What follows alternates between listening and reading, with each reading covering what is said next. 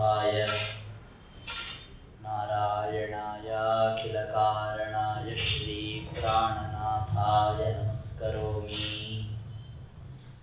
अनाकुलं गोकुलं ललाटयत्पालितं नित्यमनाविलात्मा तस्मै नमो नीरदनीलभासे कृष्णाय कृष्णारमणप्रियाय अपि त्रिलोक्या बहिरुल्लसन्ति तमोहरन्ति मुहुरान्तरञ्च दृश्यादृशं नो विशदां जयन्ति मध्वस्य कीर्तिर्दिननाथदीप्तिम् अस्मद्गुरुसमारम्भां टीकावृत्पादमध्यगां श्रीमदाचार्यपर्यन्तां वन्दे गुरुपरम्पराम्। मुकुन्दभक्त्यै गुरुभक्तिजायै सतां प्रपद्ये च निरन्तरायै गरीयसीं विश्वगुरोर्विशुद्धां वक्ष्यामि वायोरवतारलीलाम्। श्रीगुरुभ्यो नमः। हरि ओम्।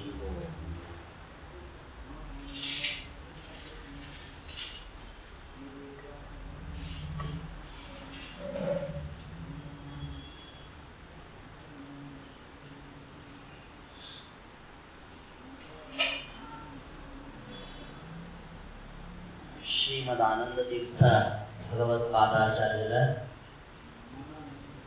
ಚರಿತ್ರವನ್ನ ತಿಳಿದುಕೊಳ್ಳುತ್ತಾ ಅವರ ದಿನಚರಿಯ ನಿರೂಪಣೆಯ ಕೊನೆ ಹಂತವನ್ನು ತಲುಪಿದ್ದೇವೆ.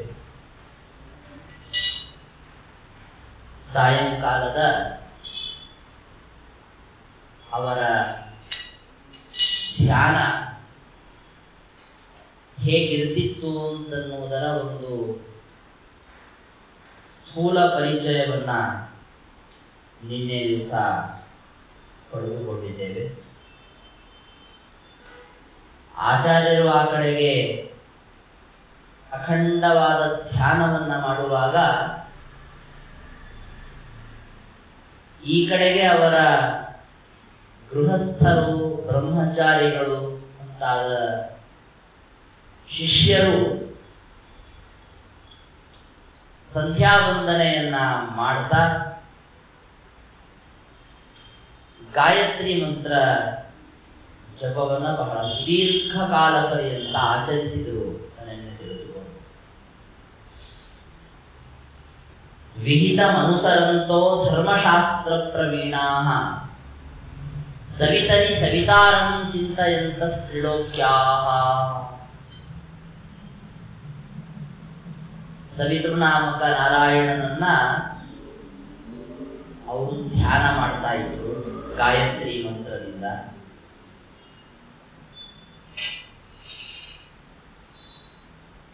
ಅದಕ್ಕೆ ಕಾರಣ ಅವರು ಧರ್ಮಶಾಸ್ತ್ರ ಪ್ರವೀಣರಾಗಿದ್ರು.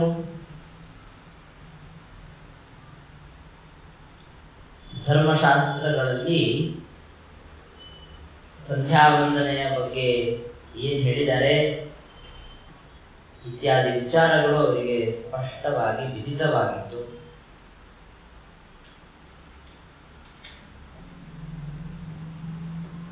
ಅದರಲ್ಲಿ ನಾವು ತಿಳಿಬೇಕಾದಂತಹ ಕೆಲವು ಅಂಶಗಳಿವೆ. ಗಾಯತ್ರಿ ಮಂತ್ರ ಇದೆ ನೋಡಿ, ಇದು ವಿಷ್ಣುವನ್ನ ಪ್ರತಿಪಾದನೆ ಮಾಡತ್ತೆ. ಯಾಕೆ?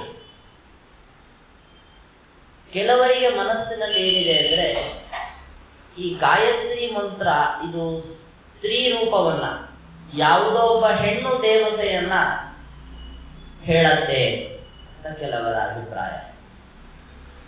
ಅದಕ್ಕೆ ಕಾರಣ ಏನ್ ಗೊತ್ತಾ?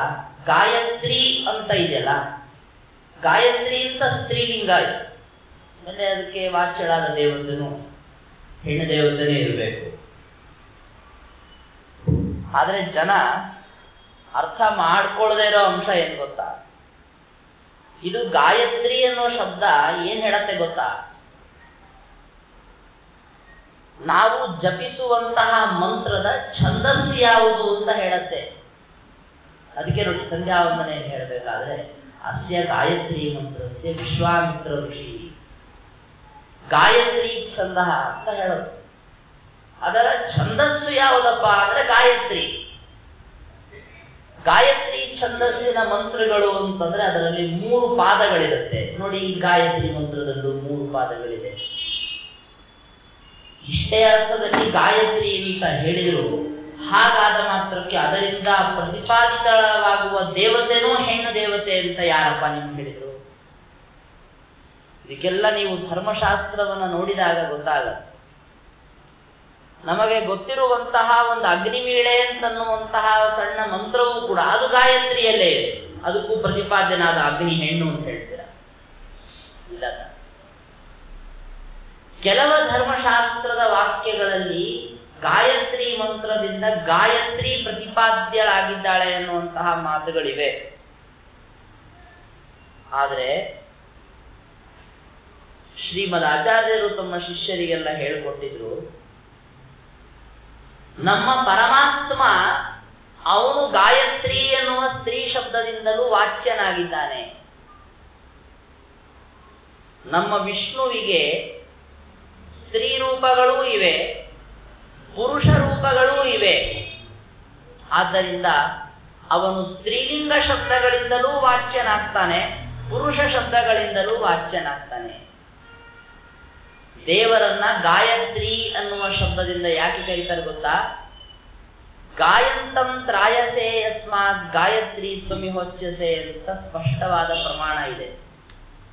ಯಾರು ಭಗವಂತನನ್ನ ಹಾಡದೆ ಹೊಗಳುತ್ತಾರೆ ಅಂತಹ ವ್ಯಕ್ತಿಗಳನ್ನ ಪರಮಾತ್ಮನು ರಕ್ಷಣೆ ಮಾಡ್ತಾನೆ ಅನ್ನುವ ಕಾರಣಕ್ಕೆ ಗಾಯತ್ರಿ ಅಂದ್ರೆ ವಿಷ್ಣು. ಹಾಡಿ ಹೊಗಳುವವರನ್ನ ರಕ್ಷಣೆ ಮಾಡುವಂತಹ ಒಂದು ಅದ್ಭುತವಾದ ಕಾರ್ಯವನ್ನ ವ್ಯಾಪಕವಾಗಿ ದೇವರೊಬ್ಬನನ್ನ ಬಿಟ್ಟರೆ ಬೇರೆ ಯಾರು ಮಾಡಿದ್ದಾರೆ?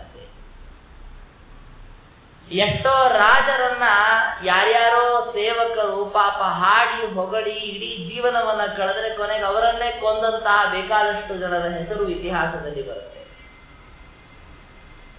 ದೇವತೆಗಳಲ್ಲೂ ಕೂಡ ಎಷ್ಟೋ ಜನ ಆ ದೇವತೆಗಳನ್ನ ಹೊಗಳುತ್ತಾರೆ, ಆದ್ರೆ ಕೊನೆಗೆ ಅವನತಿಯನ್ನ ಕಂಡಂಥವರಿದ್ದಾರೆ.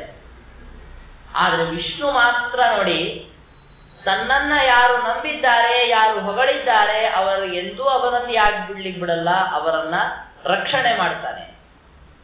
ಈಗ ಭಗವದ್ಗೀತೆಯಲ್ಲಿ ಒಂದು ಮಾತು ಬರುತ್ತೆ ನೋಡಿ, ಕೌಂತೆಯ ಪ್ರತಿಜಾನೀಹಿ ನಮೇ ಭಕ್ತ ಪ್ರಣಶ್ಯತಿ. ಕೌಂತೆಯ ಅರ್ಜುನ, ನೀನ್ ನೆನಪಿಟ್ಟುಕೋ, ನಾವು ವಿಚಾರ ಹೇಳ್ತೀನಿ, ಎಂದಿಗೂ ನನ್ನ ಭಕ್ತ ಅಂತನ್ನೋನು ಹಾಳಾದ, ಅವನಿಗೆ ಅವನತಿ ಆಗೋಯ್ತು ಅಂತ ಆಗಲ್ಲ. ಆ ತರಹ ನಾನ್ ನೋಡ್ಕೊಳ್ತೀನಿ. ಅನನ್ಯಾಶ್ಚಿಂತಯಂತೋ ಮಾಂ ಯೇ ಜನಾ ಪರ್ಯುಪಾಸತೆ ತೇಷಾಂ ನಿತ್ಯಾಭಿಯುಕ್ತಾನಾಂ ಯೋಗಕ್ಷೇಮಂ ವಹಾಮ್ಯಹಂ ಅಂತ ಶ್ರೀಕೃಷ್ಣ ಹೇಳಿದ. ಇದು ಗಾಯತ್ರಿ ಶಬ್ದದ ಅರ್ಥ. ದೇವರಿಗೆ, ನಮ್ಮ ವಿಷ್ಣುವಿಗೆ ಸ್ತ್ರೀ ರೂಪ ಇಲ್ಲ ಅಂತ ಯಾರೋ ಕೆಲವರು ತಿಳಿದುಕೊಂಡು ಮಧ್ವಾಚಾರ್ಯರ ಹತ್ತಿರ, ಅಲ್ರಿ ನಿಮ್ಮ ದೇವ್ರ ಗಂಡ ಹೆಣ್ಣೋ ಹೇಳ್ರಿ, ನಮ್ಮ ದೇವ್ರ ಗಂಡು, ಹಾಗಾದ್ರೆ ಸ್ತ್ರೀ ಶಬ್ದಗಳು ವಾಚಕ ಆಗೋದೇನ ನಿಮ್ ದೇವರಿಗೆ? ಇಲ್ರಿ ನಮ್ ದೇವ್ರಿಗೆ ಹೆಣ್ಣು ಅಂದ್ರು ಮಧ್ವಾಚಾರ್ಯ. ಹಾಗಾದ್ರೆ ಪುರುಷ ಶಬ್ದಗಳು ಹೇಳಲ್ಲ ನಿಮ್ಮ ದೇವ್ರನ್ನಾಗಾದ್ರೆ? ಇಲ್ಲ, ನಮ್ ದೇವ್ರ ಗಂಡು ಹೌದು, ಹೆಣ್ಣು ಹೌದು. ಹೇಗೆ ಸಾಧ್ಯ? ಆ ಬೇರೆ ಬೇರೆ ರೂಪಗಳು ದೇವರದ್ದಿದೆ. ಅದಕ್ಕೆ ಇನ್ನೊಬ್ರಿಗೊಂದು ಅಲ್ರಿ, ಸಂಸ್ಕೃತದಲ್ಲಿ ಪುಲ್ಲಿಂಗ ಶಬ್ದಗಳು ಅಂತಿರುವಂತೆ ಸ್ತ್ರೀಲಿಂಗ ಶಬ್ದಗಳು ಅಂತಿವೆ. ಬರೀ ಸ್ತ್ರೀಲಿಂಗ ಶಬ್ದಗಳು ಅಂತ ಅಷ್ಟೇ ಇಲ್ಲ, ನಪುಂಸಕಲಿಂಗ ಶಬ್ದಗಳು ಅಂತನೂ ಇವೆ. ಹಾಗಾದ್ರೆ ನಪುಂಸಕಲಿಂಗ ಶಬ್ದಗಳಿಂದ ನಿಮ್ಮ ವಿಷ್ಣು ವಾಚಕನಾಗಿದಾನೋ ಇಲ್ವೋ? ಆಗಿದಾನೆ ಅಂದ್ರು ಮಧ್ವಾಚಾರ್ಯ. ಉದಾಹರಣೆ, ಪರಬ್ರಹ್ಮ ಶಬ್ದ ಇದೆ, ನಪುಂಸಕಲಿಂಗ ಇದು, ಯಾರೇನ್ ಮಾಡ್ಲಿಕ್ಕೆ ಬರುತ್ತೆ? ನಪುಂಸಕಲಿಂಗ ಶಬ್ದ ವಿಷ್ಣು ವಾಚಕ ಅಂತ ನೀವು ಒಪ್ತೀರಾ? ಹಾಗಾದ್ರೆ ಒಪ್ತೀವಿ. ಅಂದ್ರೆ ದೇವರು ನಪುಂಸಕನ ಅಂತ ಕೇಳಿದ್ರು. ಯಾರು ಹೇಳಿದ್ರು ಅಂತ ನೀವು ಗೊತ್ತಾಗ್ತದೆ. ಅಲ್ರಿ, ಸ್ತ್ರೀಲಿಂಗ ಶಬ್ದಗಳು ದೇವರನ್ನ ಹೇಳತ್ತೆ, ಅವನಿಗೂ ಹೆಣ್ಣು ರೂಪ ಇದೆ ಅಂದ್ರಿ. ಪುರುಷ ಶಬ್ದಗಳು ಹೇಳತ್ತೆ, ಪುಲ್ಲಿಂಗದ ಶಬ್ದಗಳು ಹೇಳುತ್ತೆ ಕೂಡ ಅವನಿಗೂ ಪುರುಷ ರೂಪಗಳಿವೆ ಅಲ್ಲಿ. ಹಾಗೆ ನಾವು ಅಂದ್ಕೊಂಡ್ವಿ ಏನ್ ಹೇಳಿ ಬರಲ್ಲ, ನೀವು ನಪುಂಸಕ ಶಬ್ದಗಳನ್ನು ಕೂಡ ದೇವರಲ್ಲಿ ಸಮನ್ವಯ ಮಾಡೋದಕ್ಕೆ ದೇವರಿಗೂ ನಪುಂಸಕ ರೂಪ ಇದೆ ಅಂತ ಹೇಳ್ತೀರೇನೋ. ಶ್ರೀಮದ್ ಆಚಾರ್ಯರು ಹೇಳ್ತಾರೆ ಋಗ್ಭಾಷ್ಯದಲ್ಲಿ, ಇಲ್ಲ, ನೀವು ತಪ್ಪು ತಿಳ್ಕೊಂಡಿದ್ದೀರಿ. ದೇವರು ನಪುಂಸಕ ಲಿಂಗದ ಶಬ್ದಗಳಿಂದ ವಾಚ್ಯನಾಗ್ತಾನೆ, ಆದ್ರೆ ಅವನು ನಪುಂಸಕ ಆಗ್ಲಿಕ್ಕಿಲ್ಲ. ಅವರಿಗೆ ನಪುಂಸಕ ಯಾವ ರೂಪಗಳು ಇಲ್ಲ. ಮತ್ ಯಾಕೆ ಅವನು ನಪುಂಸಕ ಶಬ್ದಗಳಿಂದ ವಾಚ್ಯನಾಗ್ತಾನೆ ಗೊತ್ತಾ? ಪುರುಷರಲ್ಲಿ ಏನೇನು ದೋಷಗಳಿವೆ ಆ ದೋಷಗಳು ಭಗವಂತನಲ್ಲಿ ಇಲ್ಲ. ಮತ್ತೆ ಸ್ತ್ರೀಯರಲ್ಲಿ ಯಾವ ದೋಷಗಳು ಅಂತ ಇವೆ ಅವು ಯಾವುದೂ ಪರಮಾತ್ಮನಲ್ಲಿ ಇಲ್ಲ. ಹೀಗೆ ಸ್ತ್ರೀ ಪುರುಷ ದೋಷಗಳಿಂದ ರಹಿತನಾದದ್ದಕ್ಕಾಗಿ ದೇವರನ್ನ ನಪುಂಸಕ ಶಬ್ದದಿಂದ ಕರೀತಾರೆ. ಇದು ಪರಮಾತ್ಮನು ಸರ್ವ ಶಬ್ದಗಳಿಂದ ವಾಚ್ಯನಾಗಿದ್ದಾನೆ ಅಂತನ್ನುವ ಉದಾತ್ತವಾದ ಆಚಾರ್ಯರ ಸಿದ್ಧಾಂತಕ್ಕೆ ಇರುವಂತಹ ಆಧಾರ ಸ್ತಂಭವಾದ ವಿಚಾರ. ಇನ್ನೊಂದು ಅಂಶ ಹೇಳ್ತಾರೆ ಆಚಾರ್ಯರು, ನೀವಿಷ್ಟೆಲ್ಲ ಹಾರಾಡ್ತಾ ಇದ್ದೀರಲ್ಲ, ದೇವರನ್ನು ನಪುಂಸಕ ಅಂತ ಮಾಡೋದಕ್ಕೆ ಹೊರಟಿದ್ದೀರಲ್ಲ, ನಿಮ್ಗೆ ಏನೊಂದು ವಿಚಾರ ಗೊತ್ತಿಲ್ಲ ಅಂದ್ರೆ ಅನಂತ ಜೀವರಾಶಿಗಳಿದ್ದಾರೆ ಅಂತ ತಿಳ್ಕೊಂಡಿದ್ದೀರಲ್ಲ ನೀವು. ಅನಂತ ಜೀವರಾಶಿಗಳಲ್ಲಿ ಇರೋದೇ ಎರಡು ವಿಭಾಗ, ಗಂಡು ಹೆಣ್ಣು. ಜೀವನ ಸ್ವರೂಪದಲ್ಲಿ ನೋಡ್ಲಿಕ್ಕೆ ಹೋದ್ರೆ ಈ ಗಂಡು ಜೀವನೋ ಹೆಣ್ಣು ಜೀವನೋ ಅಂದ್ರೆ ಎರಡರಲ್ಲಿ ಒಂದಾಗಿರ್ಬೇಕಷ್ಟೇ. ಚಕ್ಕ ಜೀವ ಅಂತ ನಿಮ್ಗೆ ಮೂರನೇ ಸಿಗಲ್ಲ. ಮತ್ತಿರ್ತಾರಲ್ರಿ ಲೋಕದಲ್ಲಿ ನಪುಂಸಕರು ಅಂತ ಇರ್ತಾರಲ್ರಿ ಅಂದ್ರೆ ಇರ್ತಾರೆ, ನಾವೇನಿಲ್ಲ ಅಂತ. ಅವರು ಒಂದು ಹೆಣ್ಣು ಜೀವ ಆಗಿರ್ತಾರೆ, ಇಲ್ಲ ಗಂಡು ಜೀವ ಆಗಿರ್ತಾರಷ್ಟೇ. ಅವರ ಸ್ವರೂಪತಃ ನಪುಂಸಕ ಜೀವರು ಅಂತಿರಲ್ಲ. ಅವರ ಶರೀರದಲ್ಲಿ ಯಾವುದೋ ಒಂದು ನ್ಯೂನತೆಯ ಕಾರಣದಿಂದ ಅವರನ್ನ ನೀವು ನಪುಂಸಕ ಅಂತ ಕರೀತಾ ಇರ್ತೀರಷ್ಟೇ. ಅದರಲ್ಲಿ ಕೆಲವರು ಸ್ತ್ರೀಯರಿರ್ತಾರೆ, ಸ್ತ್ರೀಯರಿಗೆ ಉಚಿತವಾದಂತಹ ಕೆಲವು ಅಂಗಗಳ ನ್ಯೂನತೆ ಇದ್ದುದರಿಂದ ಅವರನ್ನು ನಪುಂಸಕ ಅಂತ ಕರೀತಾರೆ. ಕೆಲವು ಪುರುಷರಿರ್ತಾರೆ, ಪುರುಷರಿಗಿರಬೇಕಾದಂತಹ ಕೆಲವು ಅಂಶಗಳ ನ್ಯೂನತೆ ಇದ್ದದಕ್ಕಾಗಿ ಅವರನ್ನ ನಪುಂಸಕ ಅಂತ ಕರೀತಾ ಹೊರತು ಜೀವ ಸ್ವರೂಪದಲ್ಲಿ ಯಾರು ನಪುಂಸಕ ಅಂತಿಲ್ಲ. ಜೀವರಲ್ಲೇ ಯಾರು ನಪುಂಸಕ ಅಂತಿಲ್ಲವಂತೆ ದೇವರ ರೂಪಗಳಲ್ಲಿ ಯಾವುದೋ ಒಂದು ನಪುಂಸಕ ಅಂತ ಆಗ್ಲಿಕ್ಕೆ ಸಾಧ್ಯನಾ ಅಂತ ಆಚಾರ್ಯರು ಉಪನಿಷತ್ ಭಾಷ್ಯದಲ್ಲಿ ಇಲ್ಲ. ಆದ್ದರಿಂದ ಸ್ತ್ರೀ ರೂಪವನ್ನ ಒಪ್ಪಬಹುದು, ಪುರುಷ ರೂಪವನ್ನ ಒಪ್ಪಬಹುದು ದೇವರಿಗೆ. ಆದ್ದರಿಂದ ಗಾಯತ್ರಿ ಅಂತನ್ನುವಂತಹ ಶಬ್ದ ಇದು ವಿಷ್ಣುವನ್ನ ಹೇಳುತ್ತೆ ಅನ್ನೋದಕ್ಕೆ ಯಾವ ಸಮಸ್ಯೆಗಳು ಇಲ್ಲ. ಇದೆಲ್ಲದರ ಮೇಲೆ ಗಾಯತ್ರಿ ಅಂತನ್ನುವಂತಹ ಈ ಮಂತ್ರ ಇದೆಯಲ್ಲ, ಇದು ವಿಷ್ಣು ವಾಚಕ ಅಂತ ನಾವು ತಿಳಿದುಕೊಳ್ಳೋದು, ನಿರ್ಧಾರ ಮಾಡಿಕೊಳ್ಳೋದು ಹೇಗೆ ಅದನ್ನು ಒಂದನ್ನು ತಿಳಿದುಕೊಂಡಿರ್ಬೇಕು. ಮಧ್ವಾಚಾರ್ಯರು ಹೇಳ್ತಾರೆ, ನಿಮಗೆ ಮೇಲಿಂದ ಕೆಳಗೆ ಬರಬೇಕು, ಕೆಳಗಿನ ಮೇಲೆ ಹೋಗ್ಬೇಕು, ನಿಮ್ಗೆ ಯಾವ ತರ ಬೇಕು. ನಮ್ಗೆ ಯಾವ ತರ ಹೇಳಿದ್ರು ಅಷ್ಟೇನೆ, ಕೆಳಗೂ ಅಷ್ಟೇ ಮೇಲೂ ಅಷ್ಟೇ ನಮ್ಗೆ. ಯಾಕೆಂದ್ರೆ ನಾವು ಇರೋದೇ ಮಧ್ಯದಲ್ಲಿ. ನಾವು ಅದಕ್ಕೆ ಆಚಾರ್ಯರು ನೋಡಿ, ಪ್ರಣವ ಇದೆ. ಪ್ರಣವ ಅಂತನ್ನೋದರ ಅರ್ಥ ಏನು ಅಂತ ವಿಚಾರ ಮಾಡಿ ನೋಡಿದರೆ ಗುಣಪರಿಪೂರ್ಣ. ಈ ಗುಣಪರಿಪೂರ್ಣ ಅಂತನ್ನುವಂತಹ ಅರ್ಥವನ್ನೇ ನಾರಾಯಣ ಅಂತನ್ನುವಂತಹ ಶಬ್ದ ಹೇಳ್ತಾ ಇದೆ. ನಾರ ಅಂದ್ರೆ ಗುಣಗಳು, ಅದಕ್ಕೆ ಅಯನ ಅಂದ್ರೆ ಆಶ್ರಯ, ಗುಣಪರಿಪೂರ್ಣ ಅಂತ. ಈ ನಾರಾಯಣ ಶಬ್ದ ಮತ್ತು ಪ್ರಣವ ಎರಡು ಒಂದೇ ಅರ್ಥ ಹೇಳುವಂತಹ ಶಬ್ದಗಳು ಅಂತಾದುದರಿಂದ ನಾರಾಯಣ ಅನ್ನುವ ಶಬ್ದ ವಿಷ್ಣುವನ್ನ ಹೇಗೆ ಹೇಳತ್ತೋ ಹಾಗೆ ಪ್ರಣವವೂ ಕೂಡ ಭಗವಂತನನ್ನ ಹೇಳತ್ತೆ. ಒಪ್ಕೊಂಡ್ವಿ ಎಂದು ನಾವು ನೋಡಿ. ಪ್ರಣವ ವಿಷ್ಣು ವಾಚಕ ಅಂತಾದ ಮೇಲೆ ಪ್ರಣವವನ್ನೇ ವ್ಯಾಖ್ಯಾನ ಮಾಡಲಿಕ್ಕೆ ಅಂತ ಹೊರಟಂತಹ ವ್ಯಾಹೃತಿಗಳು ಮೂರು, ಅದು ಕೂಡ ವಿಷ್ಣು ವಾಚಕ ಅಂತ ಒಪ್ಕೊಳ್ಳೇಬೇಕು, ಅನಿವಾರ್ಯ. ಇನ್ನೂ ಮುಂದೆ ವ್ಯಾಹೃತಿಗಳು ಮೂರಿದೆಯಲ್ಲ, ಅವುಗಳ ಅರ್ಥನೇ ಯಾವುದು ಗೊತ್ತಾ? ಈ ಗಾಯತ್ರಿಯಲ್ಲಿ 3 ಪಾದಗಳಿದೆ, ವ್ಯಾಹೃತಿಯು 3 ಇದೆ. ಒಂದೊಂದು ವ್ಯಾಹೃತಿಯ ಅರ್ಥ ಒಂದೊಂದು ಕೆಲಸ ಮುಗಿದೋಯ್ತು. ಆ ಗಾಯತ್ರಿ ಮಂತ್ರವನ್ನ ವ್ಯಾಖ್ಯಾನ ಮಾಡೋದಕ್ಕೆ ಪುರುಷ ಸೂಕ್ತ ಹೊರಟಿದೆ. ಪುರುಷ ಸೂಕ್ತದಲ್ಲೂ ಕೂಡ 3 ವರ್ಗಗಳಿವೆ. ಒಂದೊಂದು ವರ್ಗ ಅಂದ್ರೆ ಗಾಯತ್ರಿ ಮಂತ್ರದ ಒಂದೊಂದು ಪಾದದ ವ್ಯಾಖ್ಯಾನ. ಇನ್ನು ಗಾಯತ್ರಿ ಮಂತ್ರದ ಒಂದೊಂದು ವರ್ಗವನ್ನ ವ್ಯಾಖ್ಯಾನ ಮಾಡೋದಕ್ಕೆ ಇಡೀ ಒಂದೊಂದು ವೇದಗಳು ಹೊರಟಿವೆ. ಹೀಗಾಗಿ ಪ್ರಣವದಿಂದ ಆರಂಭಿಸಿ ಸರ್ವ ವೇದಗಳ ಪರ್ಯಂತ ಬಂದ್ರೆ ಎಲ್ಲವೂ ವಿಷ್ಣು ವಾಚಕ ಅಂತ ನಿರ್ಣಯ ಆಗುತ್ತೆ. ಇರುವ ತಗೊಂಡು ಬೇರೆ ಯಾರನ್ನೋ ಹೇಳುತ್ತೆ ಈ ಮಂತ್ರ ಅಂತ ಹೇಳ್ತಿದ್ರೆ ನೀವು ಜಪ ಮಾಡಿದರೂ ಕೂಡ ಏನು ಉಪಯೋಗ ಇಲ್ಲ ಅಂತ ಆಗೋದು. ಅದರಿಂದ ವಿಷ್ಣುವನ್ನು ನೀವು ಧ್ಯಾನ ಮಾಡಿ. ಇದು ಯಾವತ್ತೋ ಆಚಾರ್ಯರು ಹೇಳಿದ್ದು. ಇವತ್ತು ಅವರು ನಮ್ಮ ಕಣ್ಣಿಗೆ ಕಾಣ್ತಾ ಇಲ್ಲ ಅನ್ನುವ ಸಂದರ್ಭದಲ್ಲಿ ನಮಗೆ ಸರಿ ಅನಿಸಿ ನಾವು ಅದನ್ನ ಮಾಡ್ಲಿಕ್ಕೆ ಶುರು ಮಾಡಿದ್ವಿ ಅಂತಂದ್ರೆ ಅದು ಅಂತ ಏನ್ ದೊಡ್ಡ ವಿಚಾರ ಅಲ್ಲ. ಯಾವಾಗ ಮಧ್ವಾಚಾರ್ಯರು ಎದುರಿಗೆ ಇದ್ರು ಅವರ ವಿರುದ್ಧವಾಗಿ ಎಷ್ಟೋ ಜನ ಇದು ಹೇಳ್ತಾರ ತಪ್ಪು ಅಂತ ಪ್ರತಿಪಾದನೆ ಮಾಡ್ತಾ ಇದ್ರು, ಅವಾಗಲೂ ಕೂಡ ಮಧ್ವಾಚಾರ್ಯರು ಹೇಳಿದ್ದು ಸರಿ ಇದೆ ಅಂತ ಗುರುತಿಸಿಕೊಂಡು ಅವ್ರು ಹೇಳಿದಂತೆ ನಡೆದುಕೊಂಡ್ರಲ್ಲ ಕೆಲವ ಗೃಹಸ್ಥರು ಬ್ರಹ್ಮಚಾರಿಗಳು, ಅವರು ನಿಜವಾಗ್ಲೂ ಶ್ರೇಷ್ಠ. ಈ ನಮಗೆ ಅಂತಂದ್ರೆ ಒಂದು ತರಹ 2-3 ತಲೆಮಾರುಗಳಿಂದ ಕಣ್ಣಿಗೆ ಪಟ್ಟಿ ಕಟ್ಟಿಸ್ಕೊಂಡೇ ಹುಟ್ಬಿಡ್ತೀವಿ ನಾವು.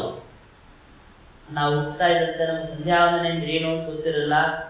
ಗಾಯತ್ರಿ ಮಂತ್ರದಲ್ಲಿ ಇನ್ಯಾರೋ ಪ್ರತಿಪಾದ್ಯರಾಗಿರಬಹುದು ಅಥವಾ ಆಗಿದ್ದಾರೆ ಅಂತ ಯಾರೋ ಹೇಳ್ತಾರೆ. ಇದ್ಯಾವುದು ನಮಗ್ ಗೊತ್ತೇ ಇಲ್ಲ ಅನ್ನೋ ಸ್ಥಿತಿಯಲ್ಲೇ ಸವಿತೃನಾಮಕ ನಾರಾಯಣ ದೇವತಾ ಅಂತ ಗಟ್ಟಿ ಹಾಕ್ಸ್ಬಿಟ್ಟಿರ್ತಾರ. ಅದೇನು ಮಾಡಿದ್ರು ವ್ಯತ್ಯಾಸ ಆಗಲ್ಲ. ಕೊನೆಗೆ ನಿಮಗೆ ಸವಿತೃನಾಮಕ ನಾರಾಯಣ ಪ್ರತಿಪಾದ್ಯ ಅಲ್ಲ ಅಂತ ಮನಸ್ಸಿಗೆ ಗೊತ್ತಾದ್ಮೇಲೂ ಕೂಡ ಒಂದ್ಸರಿ ಸಂಧ್ಯಾವಂದನೆ ಮಾಡ್ಲಿಕ್ಕೆ ಹೋದ್ಮೇಲೆ ಸವಿತೃನಾಮಕ ನಾರಾಯಣ ದೇವತಾ ಅಂತ ಬರುತ್ತೆ. ಎಷ್ಟರ ಮಟ್ಟಿಗೆ ನಮಗೆ ಅಭ್ಯಾಸ ಆಗಿರುತ್ತೆ, ಬೇರೆ ಮಂತ್ರಗಳನ್ನು ಜಪ ಮಾಡ್ಲಿಕ್ಕೆ ಹೋದ್ರು ಮತ್ತು ವಿಶ್ವಾಮಿತ್ರ ಋಷಿ ಸವಿತೃನಾಮಕ ನಾರಾಯಣ ದೇವತಾ ಅಂತ ಬರುತ್ತೆ. ಅಷ್ಟರ ಮಟ್ಟಿಗೆ ಗಟ್ಟಿಯಾಗಿ ಹೋಗಿರುತ್ತೆ. ಹೇಳಿ ಹೇಳಿ ಹೇಳಿ ಸನ್ವಯಿಸಿ. ಹೀಗಿರುವಾಗ ಪರಮಾತ್ಮನ ಬಗ್ಗೆ ಇದು ಹೀಗಿದೆ, ಅವನ ಮಂತ್ರ ಹೀಗೆ, ಇದಕ್ಕೆ ದೇವತೆ ಇಂಥವರು ಅಂತನ್ನುವಂತಹ ವಿಚಾರವನ್ನ ಮಧ್ವಾಚಾರ್ಯರು ಪ್ರತಿಪಾದನೆ ಮಾಡಿದಾಗ ಎಷ್ಟೋ ಜನ ಅದನ್ನ ಅವಲಂಬಿಸಿದ್ರು ಆ ಪಕ್ಷವನ್ನ ಅಂತನ್ನೋದು ಮಧ್ವಾಚಾರ್ಯರ ಪ್ರತಿಪಾದನೆಯ ಅತ್ಯುಚ್ಚ ಮಟ್ಟವನ್ನ ನಮಗೆ ತೋರಿಸಿಕೊಡ್ತಾ ಇದೆ. ಅಂತಹ ದೇವರನ್ನ ಅವರೆಲ್ಲ ಚಿಂತನೆ ಮಾಡ್ತಾ ಇದ್ರು. ಅದರಿಂದ ಅವರಿಗೆ ಉತ್ತಮವಾದಂತಹ ಲೋಕ ಆಯಿತು. ಸಂತತವಾಗಿ ತಪ್ಪದೇ ಜೀವನದಲ್ಲಿ ಉಪನಯನ ಆದಾಗಿಂದಲೂ ಬದುಕಿರೋ ತನಕ ಸಂಧ್ಯಾವಂದನೆ ಮಾಡಿದರೆ ಅದಕ್ಕೆ ಎಷ್ಟು ಫಲ ಇದೆ ಗೊತ್ತಾ? ಸಾಕ್ಷಾತ್ ಬ್ರಹ್ಮಲೋಕವೇ ಆಗತ್ತೆ ಅಂತ ಹೇಳ್ತಾರೆ. ಮತ್ತು ಅದರ ಆಸೆಯಿಂದ ನೀವು ಮಾಡಕ್ ಹೋಗಬೇಡಿ. ಅದಕ್ಕೆ ಧರ್ಮಶಾಸ್ತ್ರ ಪ್ರವೀಣ ಅಂತ ಹೇಳಿ, ಯಾರು ಧರ್ಮಶಾಸ್ತ್ರದಲ್ಲಿ ಪ್ರವೀಣರು ಅಂತ ಇರ್ತಾರೆ ಅವ್ರು ಎಂದಿಗೂ ಕೂಡ ಆಸೆಯನ್ನ ಇಟ್ಟುಕೊಂಡು ಸಂಧ್ಯಾವಂದನೆ ಮಾಡಲ್ಲ. ಕೆಲವ್ರಿಗೇನ್ ಗೊತ್ತಾ, ಪುಣ್ಯ ಬರುತ್ತೋ ಬಿಡುತ್ತೋ ಬೇಡ ಮಾರಾಯ, ನನಗೆ ಪುಣ್ಯ ಪಾಪ ಆದ್ರೂ ಬರೋದು ಬೇಡ ಅಂತ ಕೆಲವರು. ಹಾಗೆ ಏನ್ ಲಾಭ ಆಗದಿದ್ರು ಚಿಂತೆ ಇಲ್ಲ, ನಷ್ಟ ಆಗದಿದ್ರೆ ಸಾಕು ಅಂತ ಕೆಲವು ವ್ಯಾಪಾರಿಗಳು ಹೇಳ್ತಾ ಇರ್ತಾರೆ. ಆತ ನಾವು ಸಂಧ್ಯಾವಂದನೆ ಮಾಡೋದ್ರಿಂದ ಪುಣ್ಯ ಬರದೇ ಇದ್ರು ವಾಸಿ, ಪುಣ್ಯ ಬರದೇ ಇದ್ರು ಪರವಾಗಿಲ್ಲ, ಪಾಪ ಅಂತೂ ಬರಬಾರ್ದಪ್ಪ ನಮ್ಗೆ, ಅದಕ್ಕೆ ನಾವು ಸಂಧ್ಯಾವಂದನೆ ಮಾಡ್ತಾ ಇದ್ದೀವಿ ಕೆಲವು. ಇದೆಲ್ಲ ತಪ್ಪು. ನಾವು ಕ್ಷುದ್ರವಾದ ಕಾಮನೆಗಳನ್ನ ಇಟ್ಟುಕೊಂಡು ಸಂಧ್ಯಾವಂದನೆಯನ್ನು ಈ ತರ ಮಾಡ್ತಾ ಹೋದ್ರೆ ಇದರಿಂದ ಏನು ಫಲ ಬರಲ್ಲ. ದೇವರಿಗೆ ನಾವಿದನ್ನ ಸಮರ್ಪಣೆ ಮಾಡಬೇಕು, ದೇವರಿದನ್ನು ನಾವು ಮಾಡು ಅಂತ ಹೇಳಿದಾನೆ, ಅದಕ್ಕಾಗಿ ನಾನು ಮಾಡ್ತಾ ಇದ್ದೇನೆ ಅಂತ ತಿಳಿದುಕೊಂಡ್ರೆ ಅವಾಗ ಮಾತ್ರ ಭಗವಂತನು ಸಂಪ್ರೀತನಾಗ್ತಾನೆ. ಕೆಲವರು ಈ ತರಹ ಸಂಧ್ಯಾವಂದನೆ ಮಾಡ್ತಾ ಇದ್ರೆ ಇನ್ನೊಂದ್ ಕಡೆ ನೋಡಿ, ಅಗ್ನಿಹೋತ್ರವನ್ನ ಕೆಲವರು ಅನುಷ್ಠಾನ ಮಾಡ್ತಾರೆ. ವಿವಿಧುರತಿತರಾಂ ಯೇ ದೇವತಾ ಷೋಡಶೋಕ್ತಾಃ ಹರಿ ಹರ ಹರಿಹಯ ಪೂರ್ವಾಂತ್ಯಾ ಕಲಾ ಭೇದತೋಸ್ಯ ಸುಹುತಮತಿ ಸೃಜಂತೋ ಜ್ಞಾಹಿತಾಸ್ತೆ ಅಗ್ನಿಹೋತ್ರಂ ವ್ಯಧುಚಿತಮಪೂರ್ವಂ ಯೇನ ಗಾಯತ್ರ ಲೋಕಃ.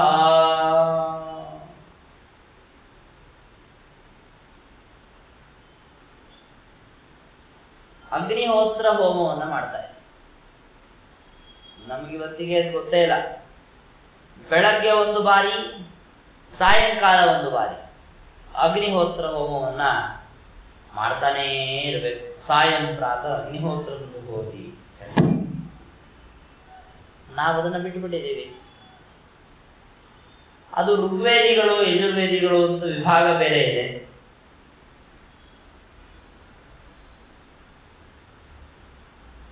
ಬೆಳಗ್ಗೆ ಸೂರ್ಯೋದಯ ಆಗೋದಕ್ಕಿಂತ ಮುಂಚೆ ಹೋಮವನ್ನ ಮಾಡಿಬಿಡಬೇಕು ಅಂತ ಯಜುರ್ವೇದಿಗಳಿಗೆ ಹೇಳಿದ್ದಾರೆ. ಇಲ್ಲ, ಸೂರ್ಯೋದಯ ಆದ ಕೂಡಲೇ ಮಾಡಿಬಿಡ್ಬೇಕು, ತಡ ಮಾಡಬಾರದು ಅಂತ ಋಗ್ವೇದಿಗಳಿಗೆ. ಹೀಗೆ ಮೊದಲು ಆಮೇಲೆ ಎನ್ನುವ ವ್ಯವಸ್ಥೆ ಋಗ್ವೇದಿಗಳಲ್ಲಿ ಇದೆ. ಮತ್ತೆ ಇದೇ ರೀತಿಯಾಗಿ ಅಸ್ತವಾಗುವಂತಹ ಸಂದರ್ಭದಲ್ಲೂ ನೋಡಿ, ಸಾಯಂಕಾಲದ ಅಗ್ನಿಹೋತ್ರವನ್ನ ಮಾಡಬೇಕಾದ್ರೂ ಕೂಡ ಸೂರ್ಯಮಂಡಲ ಅಸ್ತ ಆಗೋದಕ್ಕಿಂತ ಮುಂಚೆಯಾಗಿ ಮಾಡಬೇಕು ಅಂತ ಒಂದು ವೇದದವರಿಗೆ, ಸೂರ್ಯ ಅಸ್ತ ಆದ ಮೇಲೆ ಮಾಡಬೇಕು ಅಂತ ಇನ್ನು ಕೆಲವು ವೇದದವರಿಗೆ, ಹೀಗೆಲ್ಲ ವಿಭಾಗವನ್ನು ಮಾಡಿ. ಇದರೊಳಗೆ ಅನೇಕ ಜನ ದೇವತೆಗಳಿಗೆ ಆಹುತಿಯನ್ನು ಹಾಕಬೇಕು ಅಂತ. ಏನದು? ಯಾವ ದೇವತೆಗಳು?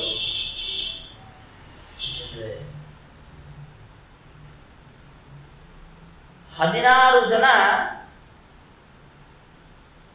ದೇವತೆಗಳು ಅದರೊಳಗೆ ಇರ್ತಾರೆ. ಅವ್ರಿಗೆಲ್ಲ ಆಹುತಿಗಳನ್ನ ಹಾಕುವುದರ ಮೂಲಕವಾಗಿ ವಿಶೇಷವಾಗಿ ಗಾಯತ್ರಿ ಲೋಕವನ್ನು ಸಂಪಾದಿಸುವುದರಲ್ಲಿ ಉದ್ಯುಕ್ತರಾದಂತಹ ಅನೇಕ ಜನ ಅಗ್ನಿಹೋತ್ರಿಗಳು ಇರ್ತಾ ಇದ್ರು ಆಚಾರ್ಯರ ಜೊತೆಗೆ. ಅವರು ಅಗ್ನಿಹೋತ್ರ ಹೋಮವನ್ನ ಮಾಡ್ತಾ ಮಾಡ್ತಾ ಜೊತೆಗೆ ತಮ್ಮ ಅಗ್ನಿಯನ್ನ ಸಮಿತಲ್ಲಿ ಹಾಕಿಕೊಂಡು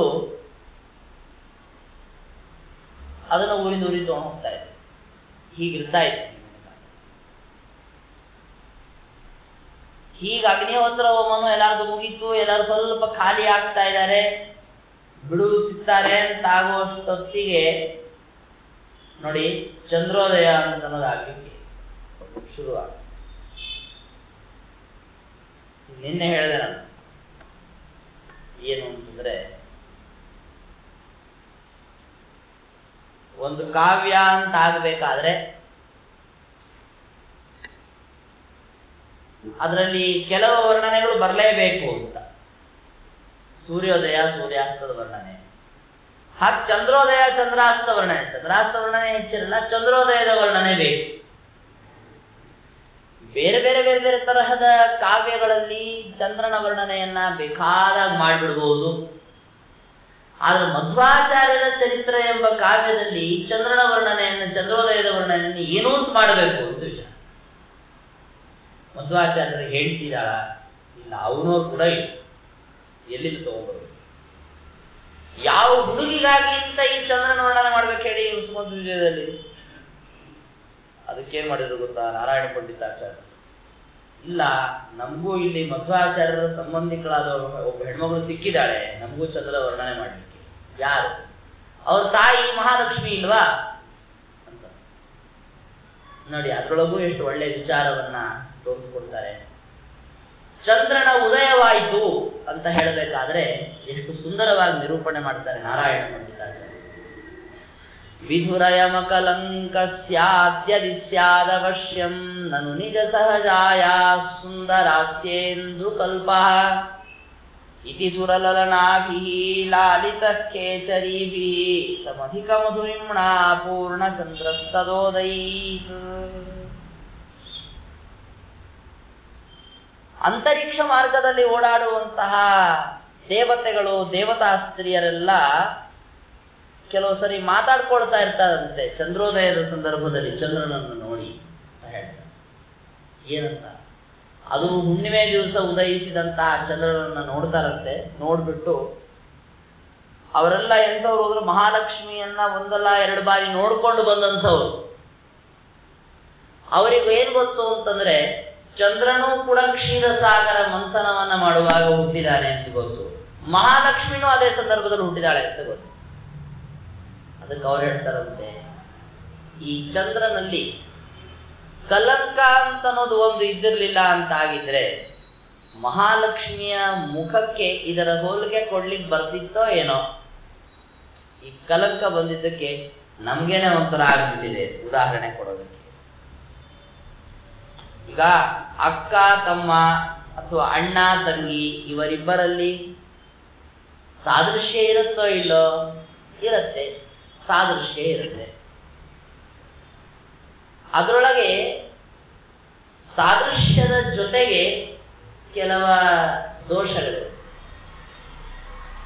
ಅಕ್ಕ ತುಂಬಾ ನೋಡ್ಲಿಕ್ಕೆ ಚೆನ್ನಾಗಿದ್ದಾಳೆ, ತಮ್ಮ ಒಂಥರ ಅಸಹ್ಯವಾಗಿದ್ದಾನೆ ಇತ್ತು ಅಂದ್ರೆ ಅದರೊಳಗೆ ವಿಚಾರ ಮಾಡ್ರಿ. ಯಾರಾದರೂ ಒಬ್ರು ಅಂದ್ರೆ ಅಕ್ಕ ಅಥವಾ ತಮ್ಮ ಇಬ್ಬರಲ್ಲಿ ಯಾರೋ ಒಬ್ರು ನೋಡೋದಕ್ಕೆ ಒಂದಂಶದಲ್ಲಿ ಅಸಹ್ಯವಾಗಿರ್ತಾರೆ. ಜನ ಏನ್ ಮಾತಾಡ್ತಾರೆ ನೋಡ್ರಿ, ಈ ವ್ಯಕ್ತಿಯಲ್ಲಿರುವಂತಹ ಇದೊಂದು ಸಣ್ಣ ದೋಷವನ್ನು ತೆಗೆದಾಕ್ಬಿಟ್ರೆ ಇವರಿಬ್ಬರಿಗೂ ಹೋಲಿಕೆ ಇದೆ ನೋಡಿ. ಅಂದ್ರೆ ಏನರ್ಥ? ಹೋಲಿಕೆ ಅಂತನ್ನೋದು ಅದು ಇರುತ್ತೆ, ಇದು ದೋಷ ಬಿಡ್ಬೇಕು.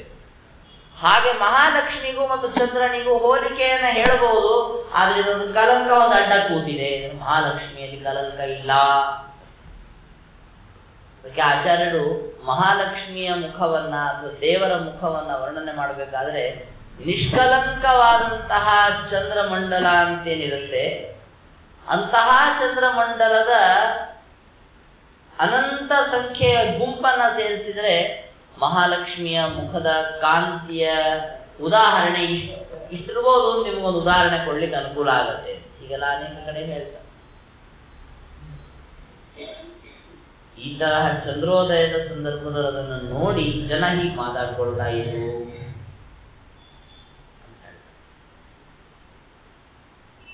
ಇದೊಂದು ಪ್ರಮೇಯ. ಇದರಲ್ಲಿ ಏನ್ ಗೊತ್ತಾಯ್ತು?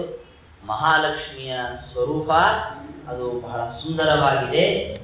ಅದಕ್ಕೆ ಬೇರೆ ಯಾವ ಲೌಕಿಕ ಉದಾಹರಣೆಗಳನ್ನ ಕೊಡೋದು ಅಂತನ್ನೋದು ಕೂಡ ಸಾಧ್ಯ ಇಲ್ಲ ಅನ್ನೋ ಅಂಶ ಗೊತ್ತಾಯ್ತು.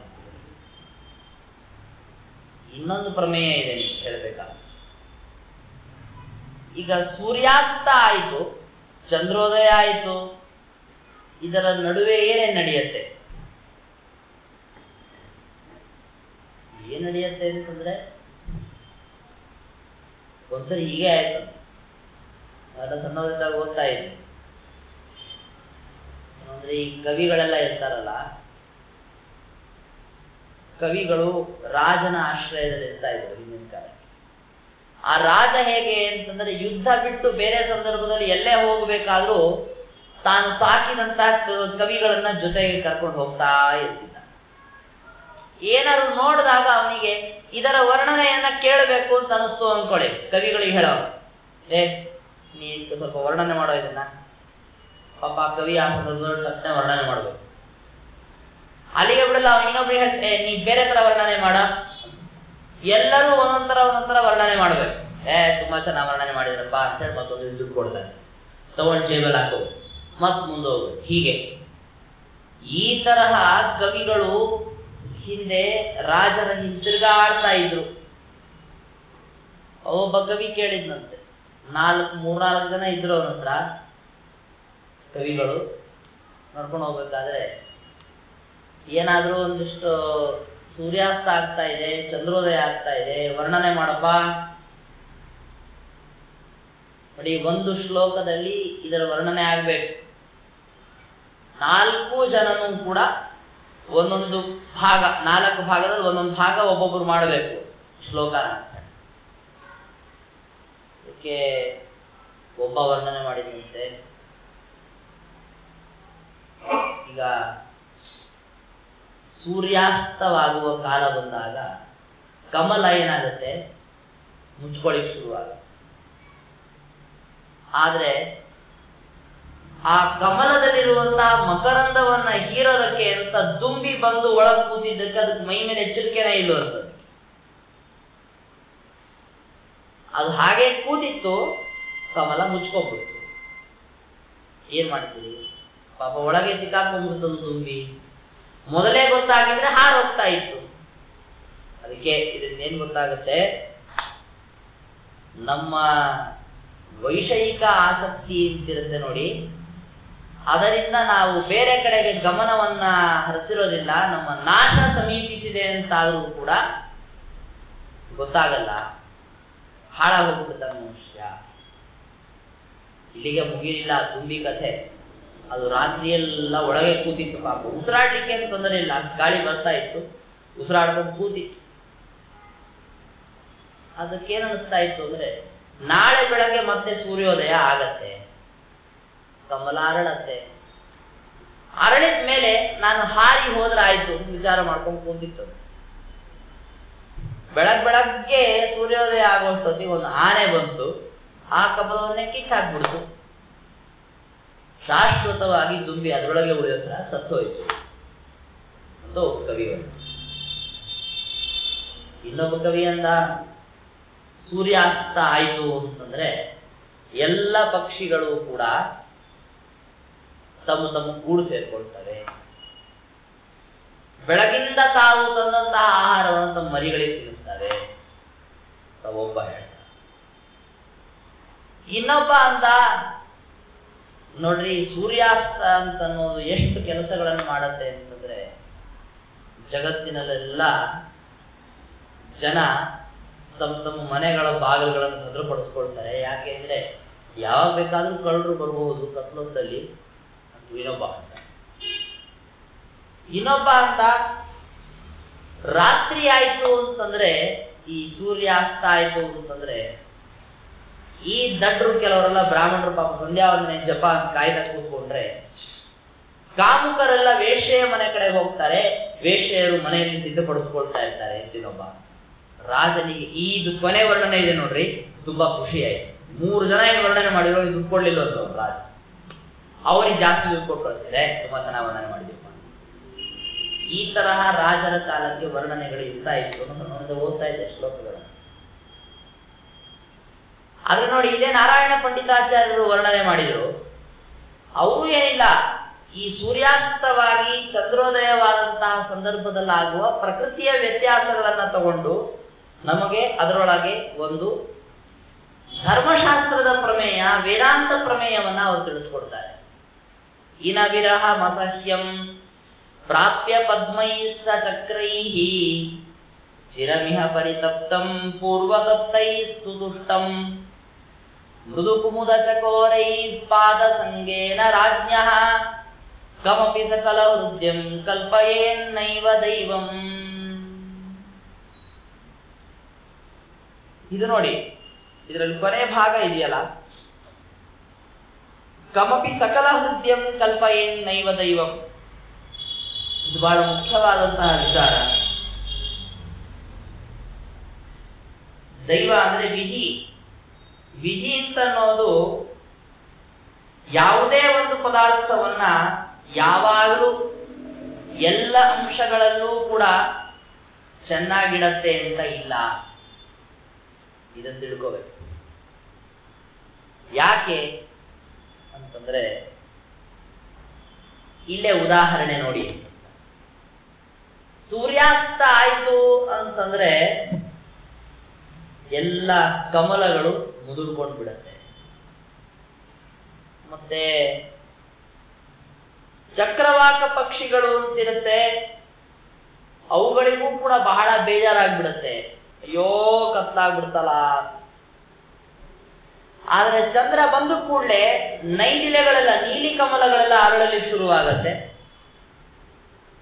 ಮತ್ತೆ ಚಕೋರ ಪಕ್ಷಿಗಳಿಗೆಲ್ಲ ಸಂತೋಷ ಆಗತ್ತೆ. ನೋಡಿ, ಎರಡು ಗುಂಪು, ಹೂವಿನ ಗುಂಪು ಹೇಳಿದೆ, ಪಕ್ಷಿಗಳ ಗುಂಪು ಹೇಳಿದೆ. ಅದರಲ್ಲಿ ಒಂದು 24 ಗಂಟೆಗಳಲ್ಲಿ 12 ಗಂಟೆ ಇವರು ಸಂತೋಷ ಪಟ್ಟರು, ಆವಾಗ ಅವು ದುಃಖ ಪಡ್ತಾ ಇವೆ. ಇವಾಗ ಇವುಗಳು ಸುಖ ಪಡ್ತಾ ಇವೆ, ಅವು ದುಃಖ ಪಡ್ತಾ ಇವೆ.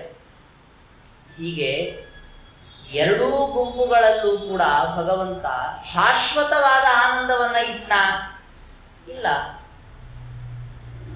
ಅದು ಒಂದೊಂದು ಕಾಲ ಅಂತ ಇರುತ್ತೆ. ಆ ಕಾಲದಲ್ಲೇನು ಅಂತಂದ್ರೆ, ಇವತ್ತಿವನಿಗೆ ಸುಖವಾಗಿದೆ ಅಂತಂದ್ರೆ ನಾಳೆ ಅವನಿಗೆ ಸುಖ ಆಗತ್ತೆ. ಇವನಿಗೆ ಇವತ್ತು ದುಃಖ ಆಗ್ತಾ ಇದೆ, ನಾಳೆ ಅವನಿಗೆ ದುಃಖವಾಗತ್ತೆ. ಇದು ಚಕ್ರ ತಿರುಗ್ತಾ ಇರುತ್ತೆ. ವಿಶೇಷ ಏನು ಅಂತಂದ್ರೆ, ಪರಮಾತ್ಮ ಇಂತಹ ವ್ಯವಸ್ಥೆಯನ್ನ ಅವರವರ ಕರ್ಮಾನುಸಾರವಾಗಿಯೇ ಮಾಡ್ತಾನೆ. ಅದಕ್ಕೆ ತಕ್ಕಾಗ ಜೀವರ ಸ್ವರೂಪ ಯೋಗ್ಯತೆ ಇರುತ್ತೆ. ಇದೆಲ್ಲ ದೇವರ ಸಂಯೋಜನೆ ಬಹಳ ವಿಚಿತ್ರವಾದದ್ದು. ನೋಡಿ, ಇವತ್ತು ಸೂರ್ಯೋದಯದ ಕಾಲಕ್ಕೆ ಕಮಲ ಅರಳಿತು, ನಾಳೆ ಅರಳಲೇ ಇಲ್ಲ. ದಿಢೀರಂತ 1 ವರ್ಷ ಆಗ್ತಾ ಇದ್ದಂತೆ ಸೂರ್ಯೋದಯ ಆದ್ರೆ ನೈದಿಲೆಗಳು ಅರಳಿಕ್ಕೆ ಶುರುವಾದ್ವು ರೀ. ಚಂದ್ರೋದಯ ಆದ್ಮೇಲೆ ಕಮಲ ಅರಳಿಕ್ಕೆ ಶುರುವಾಯ್ತು. ಎಲ್ಲರೂ ಆಗತ್ತಾ? ಇಲ್ಲ. ಹೂಬೆಗೂ ಕೂಡ ಬೆಳಗ್ಗಿನ ಹೊತ್ತು ಕಣ್ಣು ಕಾಣಿಸ್ಲಿಕ್ಕೆ ಶುರುವಾಯಿತು, ಆಗತ್ತಾ ಎಲ್ಲರೂ? ಇದೇ ತರಹ ಜಗತ್ತಿನಲ್ಲಿ ಎಷ್ಟು ಪದಾರ್ಥಗಳಿವೆಯೋ ಅವೆಲ್ಲ ಪದಾರ್ಥಗಳನ್ನ ದೇವರು ಯಥಾರ್ಥವಾಗಿ ಅಂದಿನಿಂದ ಇಂದಿನವರೆಗೆ ಒಂದೇ ತರ ಮಾಡ್ಕೊಂಡ್ ಬಂದಿದ್ದಾನೆ. ಯಾಥಾ ತಥ್ಯತೋರ್ಥಾನ್ ವ್ಯದಧಾತ್ ಶಾಶ್ವತೀಭ್ಯ ಸಮಾಭ್ಯ. ಇದನ್ನು ನಾವು ಸೂರ್ಯಾಸ್ತ ಚಂದ್ರೋದಯದ ಸಂದರ್ಭದಲ್ಲಿ ಆದಂತಹ ವ್ಯತ್ಯಾಸಗಳಿಂದ ತಿಳಿದುಕೊಳ್ಬೇಕು ಅಂತನ್ನುವ ಅಂಶವನ್ನ ನಾರಾಯಣ ಪಂಡಿತಾಚಾರ್ಯರು. ಇನ್ನೊಂದು ತರಹ ಚಂದ್ರನ ಪ್ರಕಾಶದ ವರ್ಣನೆ ಮಾಡೋಣ ನೋಡ್ರಿ. ಮತ್ತೊಂದು ತರಹ ತೋರಿಸ್ತಾರೆ. ಅದರೊಳಗೂ ಕೂಡ ಏನು ಅಂತಂದ್ರೆ, ಚಂದ್ರೋದಯದ ವರ್ಣನೆ ಜೊತೆಗೆ ಮಧ್ವಾಚಾರ್ಯರ ರಾತ್ರಿಯ ಕೊನೆಯ ಹಂತದ ಚರ್ಯೆಯ ವರ್ಣನೆ. ಮಧ್ವಾಚಾರ್ಯರ ರಾತ್ರಿ ಹೊತ್ತು ಏನ್ ಮಾಡ್ತಾ ಇದ್ರು? ಆಯ್ತು, ಧ್ಯಾನ ಎಷ್ಟೊತ್ತು ಮಾಡ್ತಾರೆ? ಧ್ಯಾನ ಮುಗೀತು. ಮುಂದೇನ್ ಮಾಡ್ತಾ ಇದ್ರು ಮಧ್ವಾಚಾರ್ಯರು? ಅದಕ್ಕೆ ನಾರಾಯಣ ಪಂಡಿತಾಚಾರ್ಯ ನಮ್ಮನ್ನು ಕೇಳ್ತಾರೆ, ಚಂದ್ರ ಏನ್ ಮಾಡ್ತಾನ್ರಿ ರಾತ್ರಿ ಹೊತ್ತು? ಏನೆಲ್ಲ ಬಾನಂಗಳದಲ್ಲಿ ತನ್ನ ಬೆಳಕನ್ನ ಚೆಲ್ಲಿರ್ತಾನೆ. ಅವನ ಸುತ್ತಲೂ ಅನೇಕ ನಕ್ಷತ್ರಗಳಿರುತ್ತೆ, ನೋಡ್ಲಿಕ್ಕೆಲ್ಲ ಚೆನ್ನಾಗಿರುತ್ತೆ, ಎಲ್ಲ ಕಡೆ ಬೆಳದಿಂಗಳಿರುತ್ತೆ. ಹಾಗೆ ನಮ್ಮ ಮಧ್ವಾಚಾರ್ಯರು ಕೂಡ ಏನ್ ಮಾಡಿದ್ರು ಅಂತಂದ್ರೆ, ಪರಮಾತ್ಮನ ಸ್ವರೂಪದ ಕಡೆಗೆ ತಮ್ಮ ಮಾತುಗಳಿಂದ ಬೆಳಕು ಚೆಲ್ಲಿದ್ರು. ಮಧ್ವಾಚಾರ್ಯರೇ ಚಂದ್ರ ಇದ್ದ ಹಾಗೆ. ಮತ್ತೆ ಅವರ ಸುತ್ತಲೂ ಅನೇಕ ನಕ್ಷತ್ರಗಳಿದ್ದ ಹಾಗೆ. ಅನೇಕ ಜನ ವಿದ್ವಾಂಸರು ಶಿಷ್ಯರು ಕೂತ್ಕೊಂಡು ಅನೇಕ ವಿದ್ಯೆಗಳನ್ನು ಕಲಿತುಕೊಳ್ತಾ ಇದ್ರು. ರಾತ್ರಿ ಎಲ್ಲ ಇದೆ. ಒಂದು ಹಂತಕ್ಕೆ ಮಲ್ಕೊಳ್ತಾ ಇದ್ರು, ಆ ವರ್ಣನೆ ಮಾಡೋದೇ ಇಲ್ಲ ನಾರಾಯಣ. ಯಾಕೆ? ಮುಖ್ಯವಾಗಿ ನಾವು ಯಾವುದನ್ನ ಮಧ್ವಾಚಾರ್ಯರಿಂದ ಶಿಕ್ಷಿಸಿಕೊಳ್ಬೇಕಾಗಿದೆ ಅದನ್ನ ಹೇಳಲಿಕ್ಕೆ ಹೊರಟಿರೋದು. ಮಧ್ವಾಚಾರ್ಯರು ಮಲ್ಕೊಂಡ್ರು ಅನ್ನೋದನ್ನ ಹೇಳದೇ ಇದ್ರು ಕೂಡ ನಾವು ಮಲ್ಕೊಳ್ತೀವಿ, ಕೇಳಲ್ಲ ನಾವೇನು. ಈಗ ಒಂದು ಪಕ್ಷ ಇಟ್ಕೊಳ್ಳಿ, ಮಧ್ವಾಚಾರ್ಯ ಇಡೀ ರಾತ್ರಿ ಎಚ್ಚರ ಇರ್ತಾ ಇದ್ರು ಅಂತ ಇಟ್ಕೊಳ್ಳಿ. ನೀವು ಎಚ್ಚರ ಇರ್ತೀರಾ? ಇಲ್ಲ. ಅಯ್ಯೋ ಅದೆಲ್ಲ ದೊಡ್ಡವ್ರಿಗೆ ಬಿಡ್ರಿ, ನಮ್ಗಲ್ಲ ಅಂತ ಹೇಳಿ ನೀವು ಸುಮ್ಮನೆ ಅದನ್ನೆಲ್ಲ ಏನ್ ಹೇಳಿರುತ್ತೆ? ಮಧ್ವಾಚಾರ್ಯ ಇಷ್ಟೊತ್ತು ಪಾಠ ಹೇಳಿ ಅದನ್ನು ಸುತ್ತ ಮಲ್ಕೊಂಡ್ಬಿಡ್ತಿದ್ರು ಅಂತ ಹೇಳ್ಬೇಕಾ? ಮಧ್ವಾಚಾರ್ಯರಿಗೆ ಆಯಾಸ ಅನ್ನೋದೇ ಇಲ್ವಲ್ಲ. ಈ ಸುಂದರಕಾಂಡದಲ್ಲಿ ಹನುಮಂತನ ಕಥೆ ಹೇಳ್ಬೇಕಾದ್ರೆ ಒಂದು ಮಾತು ಬರುತ್ತದೆ, ನೀವು ನೆನಪಿಸ್ಕೋಬೇಕು. ನೈವಾತ್ರ ವಿಶ್ರಮಣ ಮೈಚ್ಛದ ಅವಿಶ್ರಮೋಸವು ನಿಸ್ಸೀಮ ಪೌರುಷ ಬಲಸ್ಯ ಕೃತಶ್ರಮೋಸ್ಯ. ಇದು ನೆನ್ಪಿಟ್ಕೋಬೇಕು. ನಮಗ್ ನಿದ್ದೆ ಬರುತ್ತೆ, ಆಯಾಸ ಆಗತ್ತೆ, ಯಾಕೆ ಅಂತಂದ್ರೆ ನಮಗೆ ಶ್ರಮ ಆಗತ್ತೆ. ನಮ್ಮ ದೇಹದಲ್ಲಿ ಬಲ ಕಮ್ಮಿ ಇದೆ, ನಮ್ಮ ಮನಸ್ಸಿನ ಸಾಮರ್ಥ್ಯ ತುಂಬಾ ಕಮ್ಮಿ ಇದೆ. ಮೊದಲಿನಿಂದ ನಾವು ಅಭ್ಯಾಸವನ್ನ ಮಾಡಿಕೊಂಡಿಲ್ಲ. ಅದಕ್ಕೇನಾಗತ್ತೆ, ನಮಗೆ ಒಂದು ಅರ್ಧ ಗಂಟೆ ಏನಾದ್ರೂ ಓದಿದ್ವಿ ಅಂದ್ರೆ ಈಗ ಎಳಿಲಿಕ್ಕೆ ಶುರುವಾಗುತ್ತೆ, ಮಲ್ಕೊಂಡ್ರೆ ಆಮೇಲೆ 2-3 ತಾಸಾದ್ರೆ ಎಚ್ಚರವೇ ಆಗಿದೆ. ಆದ್ರೆ ಮಧ್ವಾಚಾರ್ಯರಿಗೆ ನೋಡ್ರಿ ಅಥವಾ ಹನುಮಂತ ದೇವರಿಗೆ ನೋಡ್ರಿ, ಸಮುದ್ರವನ್ನ 100 ಯೋಜನ ಸಮುದ್ರವನ್ನ ಹನುಮಂತ ಹಾರಿದಂತೆ ಏನು ಆಯಾಸ. ಮಧ್ಯದಲ್ಲಿ ವಿಶ್ರಾಂತಿ ಪಡೆದುಕೊಳ್ಳಿ ಅಂತ ಹೇಳಿ ಆ ಪರ್ವತ ಮೇಲೆ ಬಂದ, ಹಿಮಾಲಯನ ಮಗ ಮೈನಾಕ ಪರ್ವತ ಮೇಲೆ ಬಂದ್ರೆ ಹನುಮಂತ ಏನ್ ಮಾಡ್ದ ಗೊತ್ತಾ? ಯಾಕೆ ಏನಿಲ್ಲ, ಇಷ್ಟು ದೂರ ಹಾರ್ಕೊಂಡು ಹೋಗ್ತಾ ಇದೆಯಲ್ಲ, ಮಧ್ಯದಲ್ಲಿ ವಿಶ್ರಾಂತಿ ಪಡೆದುಕೋ. ನನಗೆ ಶ್ರಮನೇ ಆಗಿಲ್ಲ. ಶ್ರಮ ಆಗಿದ್ರೆ ವಿಶ್ರಾಂತಿ ಪಡಿಬೇಕು.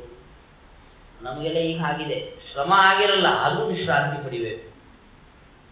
ಹೇಗೆ ಅಂದ್ರೆ ಮನೇಲಿ ಊಟ ಮಾಡ್ಕೊಂಡು ಬಂದಿರ್ತೀವಿ, ಮತ್ ಫಳಾರ ಕೇಳ್ರಿ ನಾವು ಹೋದ್ ಮನೆಗೆ ಹೇಳಿದ್ರೆ ಮತ್ತೆ ಅಲ್ಲೂ ಫಳಾರ ಕೇಳ್ತೀವಿ ಅನ್ನೋದು ಬೇರೆ ವಿಷಯ. ಹಸಿವೆ ಆಗಿದ್ರೆ ತಿನ್ಬೇಕು, ಫಳಾರ ಮಾಡ್ಬೇಕು ಅಂತ ಏನಿಲ್ಲ. ಕೆಲವರು ಹೇಳ್ತಿರ್ತಾರೆ, ಕೆಲವ್ರ ಮನೆ ಹೋದಾಗ ಸ್ವಲ್ಪ ಹಾಲು ಕುಡೀರಿ, ಬೇಡ ನಮ್ಮ ಮನೆಯಲ್ಲೇ ಹಾಲು ಕುಡ್ದಿದ್ದೀನಿ ಅಂತಂತಾರೆ. ಇಲ್ಲಿ ಒಂದ್ ದೊಡ್ಡ ಹಾಲು ಕುಡೀರಿ, ಪರವಾಗಿಲ್ಲ, ಆಯ್ತು ಕೊಡ್ರಿ. ಹೀಗೆಲ್ಲದಕ್ಕೂ ಊಟ ಕೇಳ್ರಿ. ಆಗ ನಮ್ಮ ಮನೆ ಊಟ ಮಾಡ್ಕೊಂಡ್ ಬಂದಿದೀವಿ, ನೀವು ಹಾಳು ಹೇಳ್ತಾ ಇದ್ರಿ ಊಟ ಮಾಡೋಣ. ಎಲ್ಲವೂ ಕೂಡ ನಮಗೆ ಹೇಗೆ ಅಂದ್ರೆ ಏನ್ ಮಾಡ್ಬೇಕು ಅಂತ ತೋಚದೆ ಮಾಡುವ ಕೆಲಸಗಳಿವೆಲ್ಲ. ಅದು ಮಧ್ವಾಚಾರ್ಯರಿಗೆ ಹಾಗಿಲ್ವಲ್ಲ. ಅದರಿಂದ ಅವರು ಮಲಗಿದ್ರು ಅಂತಂದ್ರೂ ಕೂಡ ತುಂಬಾ ಶ್ರಮವಾದದ್ದಕ್ಕೆ ಮಲ್ಕೊಂಡ್ರು ಅಂತ ನೀವು ಅರ್ಥ ಮಾಡ್ಕೋಬಾರ್ದು. ನಾವು ಶ್ರಮವಾದದ್ದಕ್ಕೆ ಮಲ್ಕೊಳ್ತೀವಿ, ಅವರು ಮಲ್ಕೊಳ್ಳೋದು ಅಂತ ಅನ್ನೋದು ಕೂಡ ಒಂದು ಕಾಲದಲ್ಲಿ ಒಳ್ಳೆಯದು, ಅದಕ್ಕೆ ಮಲ್ಕೋಬೇಕು, ಮಲ್ಕೊಳ್ತೀವಿ. ಸಂದರ್ಭ ಬಂತು, ಅದರ ಎಚ್ಚರ ಇರಬೇಕು ಅಂತಂದ್ರೆ ಎಚ್ಚರ ಇರ್ತಾ ಇದೆ. ನೋಡಿ, ಹಿಂದೆ ಬಂತು ಮೊದಲನೆಯ ಬಾರಿ ಮಧ್ವಾಚಾರ್ಯರು ಬದರಿಕಾಶ್ರಮಕ್ಕೆ ಹೋದಾಗ ಎಲ್ಲ ರಾತ್ರಿ ಹೊತ್ತು ಎಲ್ಲ ಶಿಷ್ಯರನ್ನ ಹೊರಕಳಿಸಿ ಬಾಗಿಲು ಹಾಕೊಂಡು ಕೂತ್ಕೊಂಡು ಅಖಂಡವಾಗಿ ಗೀತಾ ಭಾಷ್ಯವನ್ನ ಓದಿದ್ರು. ಆಮೇಲೆ ಮಧ್ವಾಚಾರ್ಯರು ಬಂದ್ರು, ಮಲ್ಕೊಳ್ಳೋಣ ಅಂದ್ರೆ ನಾರಾಯಣ ದೇವರು ಹೇಳಿದ್ರಂತೆ, ಇಲ್ಲ, ನಮ್ಮ ಅಪೇಕ್ಷೆ ಇದೆ, ನೀವು ಗೀತಾಭಾಷ್ಯ ಪ್ರವಚನವನ್ನು ಮಾಡಬೇಕು. ಪ್ರೋತ್ಥಿತ ಪ್ರವಚನಂ ವ್ಯಜಿತೈಭ್ಯ ಅಂತ ಹೇಳ್ತಾರೆ. ಆಚಾರ್ಯ ಎದ್ದು ಬಿಟ್ಟು ಮತ್ತೆ ಶಿಷ್ಯರಿಗೆ ಪ್ರವಚನವನ್ನು ಮಾಡಿದ್ರು, ಗೀತಾಭಾಷ್ಯ ಪ್ರವಚನವನ್ನು ಮಾಡಿದ್ರು. ಇದು ಮಧ್ವಾಚಾರ್ಯರ ಚರಿತ್ರೆಯಲ್ಲ ಆಯ್ತು. ಭೀಮಸೇನ ದೇವರ ಚರಿತ್ರೆಯಲ್ಲಿ ನೀವು ತಗೊಂಡ್ರಿ ಅಂತ ಇಟ್ಕೊಳ್ಳಿ. ಒಂದು ಪ್ರಸಂಗ ಹೇಳ್ತೀನಿ ನಿಮಗೆ, ನಿದ್ರೆ ಅಂತ ಅನ್ನೋದನ್ನ ಹೇಗೆ ಗೆದ್ದಿರ್ತಿದ್ರವರು ಅಂತ ಅನ್ನೋದಕ್ಕೆ. ಈ ಅರಗಿನ ಮನೆ ಇತ್ತಲ್ಲ, ಅದು ಸುಟ್ಟೋಯ್ತು. ಅದನ್ನ ಬೆಂಕಿ ಹಚ್ಚಿದವರು ಯಾರು? ಭೀಮಸೇನನೇ. ಅಲ್ಲಿಂದ ಸುರಂಗ ಮಾರ್ಗವನ್ನ ಸಿದ್ಧಪಡಿಸಿ ಕೊಟ್ಟಿದ್ದ ವಿದುರ. ಆ ಸುರಂಗ ಮಾರ್ಗದ ಮೂಲಕವಾಗಿ ಎಲ್ಲರೂ ಹೊರ ಹೋಗ್ಬೇಕು ಅಂತಂದ್ರೆ ಎಲ್ಲರಿಗೂ ಹೆದರಿಕೆ, ಕೈಕಾಲು ನಡುಗ್ತಾ ಇದೆ, ನಡ್ಕೊಂಡು ಹೋಗಕ್ಕೆ ಆಗ್ತಾ ಇಲ್ಲ, ಏನ್ ಮಾಡೋದು? ಅವಾಗ ಬೆಂಕಿ ಹಚ್ಚೋದು ಇಡೀ ಅರಗಿನ ಮನೆಗೆ ಅಂದ್ರೆ ಅದು ಎಷ್ಟು ಹೆದರಿಕೆ ಕೆಲಸ ನೋಡಿ. ತಾನೇ ಬೆಂಕಿ ಹಚ್ಚಿ ಸುರಂಗ ಮಾರ್ಗದೊಳ ಕೆಳಗೆ ಇಳಿದು ಬಂದು ಹೆದರ್ತಾ ಇರುವಂತಹ ತಮ್ಮ ಅಣ್ಣ ತಮ್ಮಂದರನ್ನ, ತಮ್ಮ ತಾಯಿಯನ್ನೆಲ್ಲ ಹೆಗಲ ಮೇಲೆ ಸೊಂಟದಲ್ಲಿ ಸಿಗಿಸ್ಕೊಂಡು ಒಬ್ಬನೇ ಒಬ್ಬರು ನಡ್ಕೊಂಡು ಬಂದು ದಾಟಿ ಕಾಡಿಗೆ ಸೇರಿ ಬಂದ್ರೆ ಎಲ್ಲರಿಗೂ ತುಕುಡಿಕೆ, ನಿದ್ದೆ, ಬಾಯಾರಿಕೆ. ನನ್ನೆಲ್ಲ ಅನುಭವವಾಗಿರ್ತದೆ. ಪಾಪ ಏಕಾದಶಿ ಬಂದಿದೆ, ಬಿಸಿಲುಗಾಲ, ಬಾಯಾರಿಕೆ ಅನುಭವವಾಗಿರುತ್ತೆ. ಮತ್ತೆ ಬಾಯಾರಿಕೆ ಅಂತ ಕೂಡಲೇ ಆಗ್ಲಿ ನೀರ್ ತಗೊಂಡ್ಬರೋರು ಯಾರು ಹೋಗ್ಬಿಟ್ಟು. ಭೀಮಸೇನನೇ ಏನ್ ಮಾಡ್ದ, ಅಲ್ಲೇ ಒಂದು ಎತ್ತರ ಮರ ಇತ್ತು, ಅದನ್ನ ನೋಡ್ಕೊಂಡು ನಿರ್ಣಯ ಮಾಡ್ಕೊಂಡು ಸ್ವಲ್ಪ ದೂರ ಹೋದ್ರೆ ನೀರು ಬರುತ್ತೆ ಹೇಳಿ, ನೀವ್ ಇಲ್ಲೇ ಕೂತ್ಕೊಂಡಿರ್ರಿ ಎಲ್ಲರೂ, ನಾನು ನೀರು ತಗೊಂಡ್ಬರ್ತೀನಿ. ಭೀಮಸೇನ ಹೋಗಿ ಎಲೆಗಳನ್ನ ದೊನ್ನೆತನ ಮಾಡ್ಕೊಂಡು ಅದ್ರೊಳಗೆ ನೀರು ತಗೊಂಡು ಬರೋಷ್ಟೊತ್ತಿಗೆ ಇವರು ಆಯಾಸದ ಅತಿರೇಕದಲ್ಲಿ ಮಲ್ಕೊಂಡ್ಬಿಟ್ಟಿದ್ರಂತೆ. ಯಾರಿಗೂ ಎಚ್ಚರಿಕೆನೇ ಇಲ್ಲ ಮೈ ಮೇಲೆ. ಅವಾಗ ಭೀಮಸೇನ ಏನ್ ಮಾಡ್ದ, ಬೇರೆಯವರಾಗಿದ್ರೆ ಗಟಗಟ ನೀರು ಕುಡಿದು ಇವರು ಮಲ್ಕೊಂಡ್ಬಿಟ್ರೆ ನಾವು ಮಲ್ಕೊಂಡ್ಬಿಟ್ರಾಯ್ತು. ಅವ್ರ ಪಕ್ಕಕ್ಕೆ ತಾನು ಒಂದು ಹೊತ್ಕೊಳ್ಳೋದನ್ನ ಹಾಕೊಂಡು ನಿದ್ದೆ ಮಾಡ್ಬಿಟ್ರೆ ಬರೀ ಅವರೆಳೆ ಮರ ಹೇಳೋ ನೀರು ತಗೊಂಡ್ಬಂದೇನೋ ಅಂತ ಕೇಳ್ಬೇಕಾಗ್ತಿತ್ತು. ಭೀಮಸೇನ ಹಾಗ ಇಷ್ಟೆಲ್ಲ ಅವರನ್ನ ಅಷ್ಟು ದೂರದಿಂದ ಹೊತ್ಕೊಂಡು ಬಂದವನು ಆರಾಮ ನೀರು ವಿಶ್ರಾಂತಿ ತಗೊಳ್ಳಿ ಅಂತ ಕೂತ್ಕೊಂಡು ಮತ್ತೆ ನೀರು ತಗೊಂಡ್ಬರ್ಲಿಕ್ಕೆ ಹೋದವನು ನೀರು ತಗೊಂಡ್ಬಂದು ಇಡೀ ರಾತ್ರಿ ಅವ್ರ ಹತ್ರ ಕಾಯ್ತಾ ಕೂತಿದ್ದ ಎಚ್ಚರವಾಗಿ ನಿದ್ದೆ ಮಾಡಲಿ. ಯಾಕೆ ನಾನು ಮಲ್ಕೊಂಡ್ಬಿಟ್ರೆ ಮೈ ಮೇಲೆ ಎಚ್ಚರಿಕೆ ಇದೆ ಇರುತ್ತೆ, ಇವ್ರುಗಳಲ್ಲಿ ಯಾರಾದ್ರೂ ಹೊಡ್ಕೊಂಡೋದ್ರು ಗೊತ್ತಾಗಲ್ಲ. ಬೇಕು ಎಚ್ಚರಿಕೆ. ಹಾಗೆ ಎಚ್ಚರ ಕೂತ್ಕೊಂಡಾಗಲೇನೆ ಹಿಡಿಂಬ ಬಂದದ್ದು. ಆ ಹಿಡಿಂಬನ ಜೊತೆ ಮತ್ತೆ ಹಾಗೆ ಯುದ್ಧ ಮಾಡೋದು. ಬೇರೆ ಮಾರಾಯ ಇವತ್ತು ನಿದ್ದೆ ಬರ್ತಾ ಇದೆಯೋ, ಮಲ್ಕೊಂಡು ಹೇಳ್ತೀನಿ ಆಮೇಲೆ ಯುದ್ಧ ಮಾಡ್ತೀನಪ್ಪ ಅಂತಾರೆ. ಹಾಗೆ ಯುದ್ಧ ಮಾಡಿ ಅವನನ್ನು ಸಂಹಾರ ಮಾಡಿದ. ಆಮೇಲೆ ಭೀಮಸೇನ ತುಂಬಾ ಸುಸ್ತಾಗಿದೆ ಅಂತ ಹೇಳಿ ಒಂದು 5-6 ತಾಸು ಮಲ್ಕೊಂಡೆದ್ದ. ಎಲ್ಲೂ ಕಥೆನೇ ಇಲ್ವೇಲ್ಲ. ಬೆಳಗ್ಗೆ ಆದ್ಮೇಲೆ ಇನ್ನೇನ್ ಮಲ್ಕೊಳ್ಳೋದು, ಮತ್ತೆ ರಾತ್ರಿ ಮಲಗಿದಾಯ್ತು. ಈ ತರ ನಮ್ಗೆಲ್ಲ ಏನು ಅಂದ್ರೆ, ಒಂದು ದಿವಸ ರಾತ್ರಿ 2 ತಾಸು ಹೆಚ್ಚು ನಿದ್ದೆ ಮಾಡ್ಲಿಲ್ಲ, 2 ತಾಸು ಜಾಸ್ತಿ ಎಚ್ಚರ ಇದ್ವಿ ಅಂತ ಇಟ್ಕೊಳ್ಳಿ. ಅದನ್ನ ಬಡ್ಡಿ ಸಮೇತ ಸಾಲ ಅಂತ ನೋಡಿ. ಹಾಗೆ ನಾವು ಬಡ್ಡಿ ಸಹಿತವಾಗಿ ಬೆಳಗ್ಗೆ ಎದ್ಮೇಲೆ ತಗೊಳ್ತೀವಿ. ಏಕಾದಶಿ ಜಾಗರ ಆಗ್ತಿರುತ್ತೆ, ತುಂಬಾ ಸ್ವಾರಸ್ಯವಾಗಿರುತ್ತೆ. ಕೆಲವು ಏಕಾದಶಿ ಜಾಗರಣೆ ಮಾಡೋದು ರಾತ್ರಿ ಪೂರ್ತಿ 3 ಗಂಟೆ ತನಕ ಮಾಡಲ್ಲ, 12 ಗಂಟೆ ತನಕ ಜಾಗರಣೆ ಮಾಡೋದು. ಬೆಳಗ್ಗೆ 4-5 ಗಂಟೆಗೆ ಎದ್ದು ತಂದು ಅಡಿಗೆ ಊಟ ಮಾಡ್ಕೊಳ್ಳೋದು. ಊಟ ಆದ ಕೂಡಲೇ ದ್ವಾದಶಿ ಪಾಲನೆ ಮಲ್ಕೋಬಾರ್ದಪ್ಪ ಅಂತ ಹೇಳೋದು. ಹೋಗಿ ಅದಕ್ಕೆ ರಾತ್ರಿ ಎಲ್ಲ ಜಾಗರಣೆ ಮಾಡಿದೀವಿ, ಇವತ್ತು ನಾವು ಮಲಗಲ್ಲ. ಮಧ್ಯಾಹ್ನ 11-11:30 ಆದ್ಮೇಲೆ ನಿಧಾನವಾಗಿ, ಬೇರೆಯವರೆಲ್ಲ ಪಾಪ ತಮ್ಮ ಕೆಲಸದಲ್ಲಿ ಗದ್ದಲಾಗ್ತಾರೆ, ನಿಧಾನ ಒಳಗೆ ಹಾಸ್ಕೊಂಡು ಮಲ್ಕೊಂಡು. ಯಾರು ನೋಡ್ಲಿಲ್ಲ, ಸಂತೋಷ, ನಾವು ಮಲ್ಕೊಂಡಿದ್ದು ಯಾರಿಗೂ ಗೊತ್ತಾಗಿಲ್ಲ, ಒಳ್ಳೇದಾಗಿ.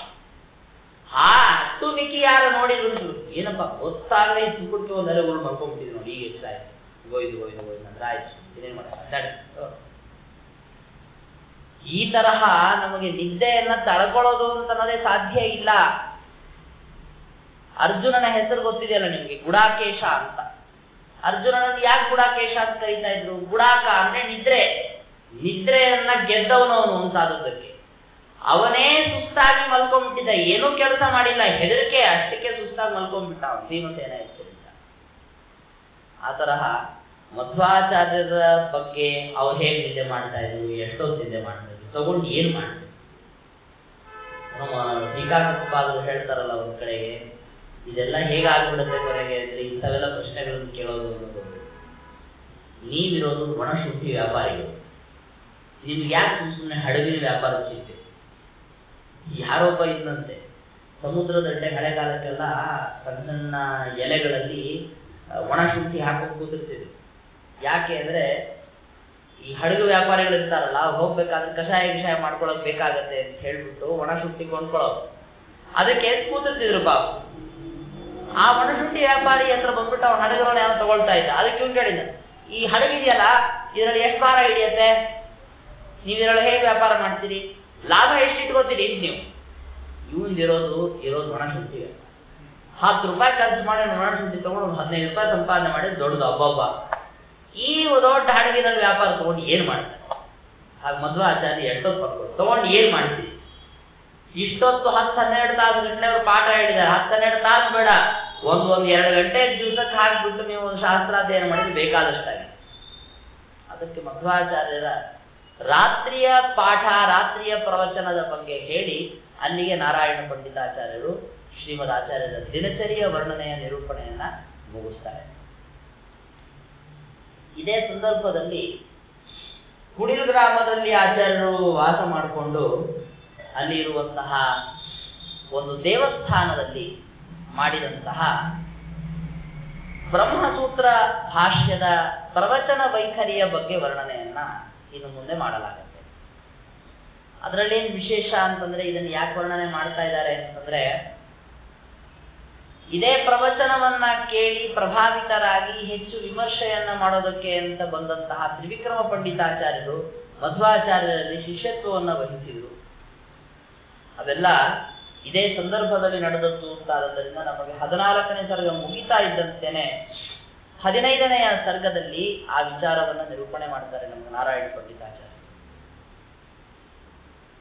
ಭೂಯೋ ಬೋಧಸ್ತತೋ ಭೂಯೋ ವ್ಯಾಚಖ್ಯೌ ಭಾಷ್ಯಮದ್ಭುತಂ ಗ್ರಾಮೇ ಗ್ರಾಮೀಣ ಸಾಮಾನ್ಯೇ ವಸಂತತ್ರಾಮರಾಲಯೇ. ತ್ರಿವಿಕ್ರಮ ಪಂಡಿತಾಚಾರ್ಯರು ಸ್ವಲ್ಪ ದಿವಸ ಮಧ್ವಾಚಾರ್ಯರ ಬ್ರಹ್ಮಸೂತ್ರ ಭಾಷ್ಯದ ಪಾಠಕ್ಕೆ ಬಂದು ಕೂಡ್ತಾ ಇದ್ರು. ಆವಾಗ ಆಚಾರ್ಯರು ಹೆಚ್ಚು ವಿಶೇಷವಾಗಿ ತಮ್ಮ ಭಾಷ್ಯದ ಪ್ರವಚನವನ್ನ ಮಾಡ್ತಾ ಇದ್ರು. ಅದರಲ್ಲಿರುವ ಅನೇಕ ಯುಕ್ತಿಗಳು, ಮಧ್ವಾಚಾರ್ಯರ ಸಿದ್ಧಾಂತದ ಸಮರ್ಥನೆಗೆ ಬೇಕಾಗುವ ಅನೇಕ ಪ್ರಮೇಯಗಳನ್ನು ನಮಗೆ ನಾರಾಯಣ ಪಂಡಿತಾಚಾರ್ಯರು ತಿಳಿಸ್ಕೊಡ್ತಾರೆ. ಮಧ್ವಾಚಾರ್ಯರ ಮಾತುಗಳು ಅಂದ್ರೆ ಹೇಗಿತ್ತು ಗೊತ್ತಾ? ಅದೊಂದು ದೊಡ್ಡ ಸೈನ್ಯ ಇದ್ದಂತೆ ಇತ್ತು ಅಂತ ಹೇಳ್ತಾರೆ.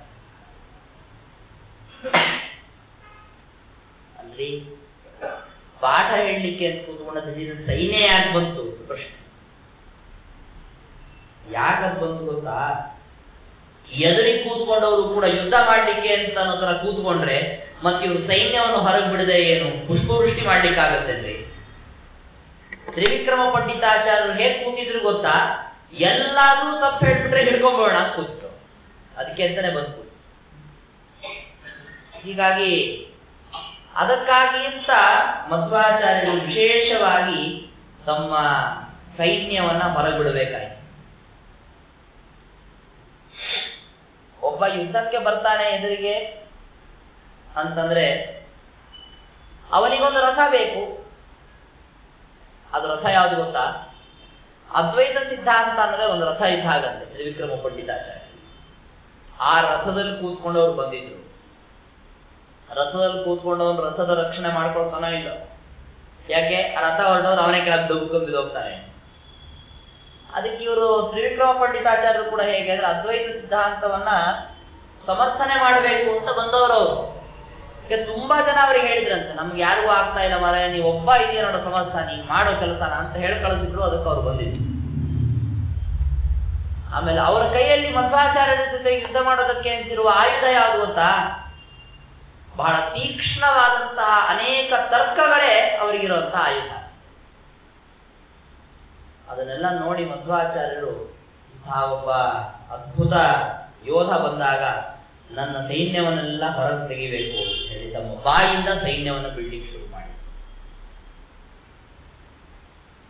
ಅದು ಆಚಾರ್ಯರ ಬಾಯಿಂದ ಮಾತುಗಳು ಹೊರಗೆ ಬರ್ತಾ ಇದ್ರೆ ಅದನ್ನು ಊಹಿಸಿಕೊಂಡ ಕವಿಗಳಿಗೆ ಹೀಗನ್ಸತ್ತೇನು ಅಂದ್ರೆ ಶಿಬಿರದಿಂದ ಸೈನ್ಯ ಹೊರಗೆ ಬರ್ತಾ ಇದೆಯೇನು. ಮಧ್ವಾಚಾರ್ಯರ ಬಾಯಿ ಇದ್ರೆ ಶಿಬಿರ ಇದ್ದ ಹಾಗೆ ಅಂತನ್ನುವ ವರ್ಣನೆಯನ್ನ ತ್ರಿವಿಕ್ರಮ ಪಂಡಿತಾಚಾರ್ಯರು ಮಾಡ್ತಾರೆ. ಇನ್ನೊಂದು ರೀತಿಯಾಗಿ ವರ್ಣನೆ ಮಾಡಬೇಕು ಅಂದ್ರೆ ಮಧ್ವಾಚಾರ್ಯರ ಉಪನ್ಯಾಸ ಭಾರತಿ ಇತ್ತಲ್ಲ, ಅದು ಹೇಗಿತ್ತು? ಗಂಗಾ ನದಿ ಇದ್ದ ಹಾಗಿತ್ತು. ನೋಡಿ, ಗಂಗಾ ನದಿ ಅಂತನ್ನೋದು ಎಂತಹ ವಿಷ್ಣು ಪಾದದಿಂದ ಹೊರಟು ಬಂದಂತಹದ್ದು ಸ್ವತಃ ರುದ್ರದೇವರಿಗೂ ಕೂಡ ಶಿರಸಾ ಮಾನ್ಯವಾಗತ್ತೆ. ನಮ್ಮ ಮಧ್ವಾಚಾರ್ಯರ ಪ್ರವಚನವೂ ಕೂಡ ಹಾಗೇನೆ. ಅದು ಕೂಡ ಲಾಲಿತಾ ಶಿರತೇಶೇನ ಗಂಗೇವಾ ಶೇಷಪಾವನಿ. ಹಿಂದೆ ನಾವಿದಕ್ಕೆ ಉದಾಹರಣೆಯನ್ನು ತೋರಿಸಿದ್ದೀವಿ. ಮಧ್ವಾಚಾರ್ಯರು ಬ್ರಹ್ಮಸೂತ್ರ ಭಾಷ್ಯವನ್ನು ಪಾಠ ಮಾಡಬೇಕಾದ್ರೆ ಸ್ವತಃ ಶೇಷದೇವರು ಸನಕಾದಿಗಳ ಜೊತೆಗೆ ಬಂದು ನಿಂತು ಪಾಠ ಕೇಳಿಕೊಂಡು ಹೋದ್ರು. ಶೇಷದೇವರು ಅಂದ್ರೆ ಗರುಡ, ಈಗಿರುವ ರುದ್ರದೇವರೇ ಮುಂದೆ ಶೇಷದೇವರು ಅಂತ ಆಗ್ತಾರೆ. ಅದರಿಂದ ಮಧ್ವಾಚಾರ್ಯರ ಪ್ರವಚನ ಅನೇಕ ಜನ ದೇವತೆಗಳಿಂದ ಮಾನ್ಯವಾದಂತಹ. ಈಗ ಸೈನ್ಯನೇ ಆಗಬಹುದು, ಗಂಗಾನೇ ಆಗಬಹುದು. ಅದು ಸೈನ್ಯ ಅಂತ ತಗೊಳ್ಳಿ. ಒಂದು ಸೈನ್ಯ ಶಿಬಿರದಿಂದ ಹೊರಗೆ ಬರುತ್ತಲ್ಲ, ಹೇಗ್ ಬರುತ್ತೆ? ತುಂಬಾ ವೇಗವಾಗಿಯೂ ಬರೋದಿಲ್ಲ, ತುಂಬಾ ವಿಳಂಬವಾಗಿಯೂ ಬರೋದಿಲ್ಲ, ಮಧ್ಯಮ ತರಗತಿಯ ವೇಗದಿಂದ ಬರುತ್ತೆ. ಹಾಗೆ ಮಧ್ವಾಚಾರ್ಯರು ಕೂಡ ಮಾತಾಡಿದರೆ ಹಾಗಿರ್ತಾ ಇತ್ತು. ನಾತ್ಯತ್ವರ ನಾತಿರಯ ನ ಸ್ಖಲಂತಿ ನಿರಂತರ ಅನಾನಾವಯವೇತ್ಯೇವ ದವೀಯೋಭಿಪ್ರತರ್ಕಿತ. ನೋಡಿ, ಮಧ್ವಾಚಾರ್ಯರು ತುಂಬಾ ನಿಧಾನವಾಗಿಯೂ ಮಾತಾಡ್ತಿರ್ಲಿಲ್ಲ, ತುಂಬಾ ವೇಗವಾಗಿಯೂ ಮಾತಾಡ್ತಾ ಇರಲಿಲ್ಲ. ತುಂಬಾ ವೇಗವಾಗಿ ಮಾತಾಡ್ಬಿಟ್ರೆ ಒಂದು ಪದ ಕೇಳಿ ಮತ್ತೊಂದು ಪದ ಕೇಳೋಟ್ರು ಎಲ್ಲ ಮತ್ತೊಂದುವರೆಗೆ ಏನು ಅರ್ಥವೇ ಆಗಲಿಲ್ಲ ಅಂತೇಳಿ ಕೈ ಮುಗಿದು ನಮಸ್ಕಾರ ಮಾಡೋದು. ತುಂಬಾ ನಿಧಾನವಾಗಿ ಮಾತಾಡಿದ್ರಿ ಅಂತ ಇಟ್ಕೊಳ್ಳಿ, ಹಿಂದಿನ ಪದ ಮರ್ತು ಹೋಗುತ್ತೆ. ಹೇಗೆ ಗೊತ್ತಾ? ಕೊಡ ತಗೊಂಬ ಅಂತ ಹೇಳ್ಬೇಕಾಗಿರುತ್ತೆ ಯಾರೋ ಅವನು. ಕೊಡವನ್ನು ಅಂತ ಹೇಳ್ಬಿಟ್ಟು ಮಲ್ಕೊಂಬಿಡೋದು. ಕೊಡವನ್ನು ಕೊಡವನ್ನು ಕೊಡವನ್ನು ಕೊಡವನ್ನು ಅವನು ನಿದ್ದೆ ಮಲ್ಕೊಂಬಿಡು. ದಿಢೀರಂತೆ ತಗೊಂಬಾ ಏನ್ ಅನ್ಕೋಬೇಕು, ಏನು ಗೊತ್ತೇ ಇಲ್ಲ. ಇದಕ್ಕೆ ಒಂದು ಪದಕ್ಕೂ ಇನ್ನೊಂದು ಪದಕ್ಕೂ ತೀರಾ ಹತ್ತಿರನೂ ಇರಬಾರ್ದು, ತೀರಾ ದೂರನೂ ಇರಬಾರ್ದು, ಸಮಾನಾಂತರ ಇರಬೇಕು. ಅವಾಗೇನಾಗುತ್ತೆ, ಕೇಳೋರಿಗೆ ಪಾಪ ಅರ್ಥ ಆಗತ್ತೆ. ಮಾತಾಡಿ ಕೊಡವನ್ನು ತೆಗೆದುಕೊಳ್ವಾ ಅರ್ಥ ಆಗಲ್ಲ. ಕೊಡಗವ್ವ ಅಂದ್ರೆ ಏನ್ ಹೇಳಿದ್ರು ಅಂದ್ರೆ ಗೊತ್ತಾಗಲ್ಲ. ಏನೋ ಅಂದ್ರೆ ಹುಡುಗದಾಗಾಯ್ತು ಅಂತ ಗೋಹಿಂದ ಬೇಡಪ್ಪ ಇದು ಅಂತ. ಮತ್ತೆ ಕೆಲವ್ರಿಗೆ ಏನಾಗುತ್ತೆ ಅಂದ್ರೆ ಮಾತಾಡ್ಬೇಕಾದ್ರೆ ನಿಧಾನವಾಗಿ ಮಾತಾಡ್ತಾರೆ. ಒಂದು ಪದ ಆದ್ಮೇಲೆ 5 ನಿಮಿಷ ಆ ಕಡೆ ಈ ಕಡೆ ನೋಡಿ ಹೇಳ್ತಾರೆ. ಯಾಕೆ ಗೊತ್ತಾ? ಮುಂದೆ ಏನ್ ಪದ ಆಡಬೇಕು ಅಂತ ಗೊತ್ತಾಗಲ್ಲ. ಅದು ನಮ್ಮಲ್ಲಿರುವಂತಹ ದೋಷ. ನೋಡಿ, ಮಧ್ವಾಚಾರ್ಯರಿಗೆ ಆ ಸಮಸ್ಯೆ. ಕೆಲವೊಂದ್ಸರಿ ಮುಂದೇನೋ ಶಬ್ದ ಹೇಳ್ಬೇಕು ಅಂತ ನಾವು ಹೋಗ್ತೀವಿ, ನೆನಪಾಗ್ಬಿಡತ್ತೆ. ಅವಾಗ ಆಗ್ಬಿಡುತ್ತೆ. ಅದನ್ನೇನಂತಾರೆ ಗೊತ್ತಾ? ಸ್ಖಲನ. ಮಧ್ವಾಚಾರ್ಯರ ಉಪನ್ಯಾಸದಲ್ಲಿ ಆ ತರಹದ ಒಂದು ಸ್ಖಲನವೂ ಇರ್ತಾ ಇರಲಿಲ್ಲ. ನಿರಂತರವಾಗಿ ಮುಂದೇನು ಪದ ಮಾತಾಡಬೇಕು 10 ನಿಮಿಷ ಮುಂಚೆ ಅವ್ರ ತಲೆಯಲ್ಲಿ ಸಿದ್ಧವಾಗಿರ್ತಾ ಇತ್ತು. ಆರಾಮ, ಏನೇನು ಗಾಬರಿ ಇಲ್ಲ, ಚಿಂತೆ ಇಲ್ಲ, ಕೂತಾಗೆ ಕೂತ್ಕೊಂಡು ತಾವು ತಮ್ಮ ಭಾಷ್ಯವನ್ನ ಪ್ರವಚನ ಮಾಡ್ತಾ ಇದ್ರು. ಬೇಡ, ಇನ್ನೊಂದು ತರಹ ನಿಮ್ಗೆ ಹೇಳಬೇಕು ಅಂದ್ರೆ ಆಚಾರ್ಯರ ಉಪನ್ಯಾಸ ಅಂತ ಅನ್ನೋದು ಮಹಾಲಕ್ಷ್ಮಿ ಇದ್ದಾಗಿತ್ತು. ಮಹಾಲಕ್ಷ್ಮಿ ಅಂತನ್ನೋಳು ಕೂಡ ಕ್ಷೀರಸಾಗರದಿಂದ ಹೊರಗೆದ್ದು ಬಂದಾಗ ಅವಳು ಕೂಡ ನಡ್ಕೊಂಡು ಪರಮಾತ್ಮನನ್ನ ತಲುಪಿದ್ಲಲ್ಲ, ಅವಾಗಲೂ ಕೂಡ ಹೀಗೆ ನೋಡಿ ನಿಧಾನವಾಗಿ ನಡ್ಕೊಂಡು ಹೋಗ್ತಾ ಇದ್ದು. ಬೇಬೇಗೂ ಓಡ್ಕೊಂಡು ಹೋಗ್ಲಿಲ್ಲ. ಹಾಗೆ ಪೂರ್ತಿ 1 ಹೆಜ್ಜೆ ಇಟ್ಮೇಲೆ 10 ನಿಮಿಷ ಆದ್ರೂ ಇನ್ನೊಂದು ಹೆಜ್ಜೆ ಇತ್ತು. ಹಾಗೇನಿಲ್ಲ, ಯಾವುದೋ ಧಾರಾವಾಹಿಗಳ ಹೆಜ್ಜೆಗಳಿಟ್ಟು ಹಾಗೆ ಇದ್ದೇನಲ್ಲ. ತುಂಬಾ ನಿಧಾನವಾಗುವುದಿಲ್ಲ, ತುಂಬಾ ಬೇಗ. ಹಾಗೇನೋ ನಿಧಾನ ಬರ್ಲಿಕ್ಕೆ ಹೋಗಿ ಕಾಲು ಸಂಧಿಯಲ್ಲಿ ಸಿಕ್ಕಾಕೊಂಡು ಎಡು ಬಿದ್ದು, ಏನ್ ಮಹಾಲಕ್ಷ್ಮಿ ಕಥೆಯಲ್ಲಿ ಯಾವುದೋ ಹಾಗೆ ಕೇಳಿಲ್ಲ, ನಾವುಗಳು ಎಡು ಬೀಳ್ತಾ ಇರ್ತೀವಿ ಅಷ್ಟೇ.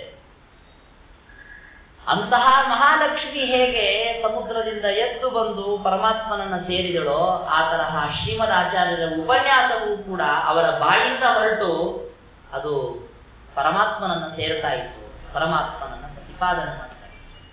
ಹೀಗೆ ನಾರಾಯಣ ಪಂಡಿತಾಚಾರ್ಯರು ಆಚಾರ್ಯರ ಉಪನ್ಯಾಸ ಭಾರತಿಯನ್ನ ಗಂಗೆಗೆ ಹೋಲಿಸ್ತಾರೆ, ಒಂದು ದೊಡ್ಡ ಸೈನ್ಯಕ್ಕೆ ಹೋಲಿಸ್ತಾರೆ. ಈ ತರಹ ಅನೇಕ ರೀತಿಯ ವರ್ಣನೆಗಳನ್ನ ಅವರು ಮಹಾಲಕ್ಷ್ಮಿಗೆ ಹೋಲಿಸ್ತಾರೆ. ಈ 3ಕ್ಕೆ ಹೋಲಿಸ್ತಾರೆ. ಇನ್ನೊಂದು ವರ್ಣನೆ ಏನ್ ಗೊತ್ತಾ? ಮಧ್ವಾಚಾರ್ಯರ ಉಪನ್ಯಾಸವನ್ನ ತುಂಬಾ ದೂರ ಕೂತ್ಕೊಂಡು ಕೆಲವರೆಲ್ಲ ಕೇಳ್ತಾ ಇದ್ರು. ಯಾಕೆ? ನಮ್ಗೆ ಅರ್ಥ ಆಗದೆ ವಿಚಾರ ಯಾಕೆ ತಲೆಗೆಡ್ಸ್ಕೋದು?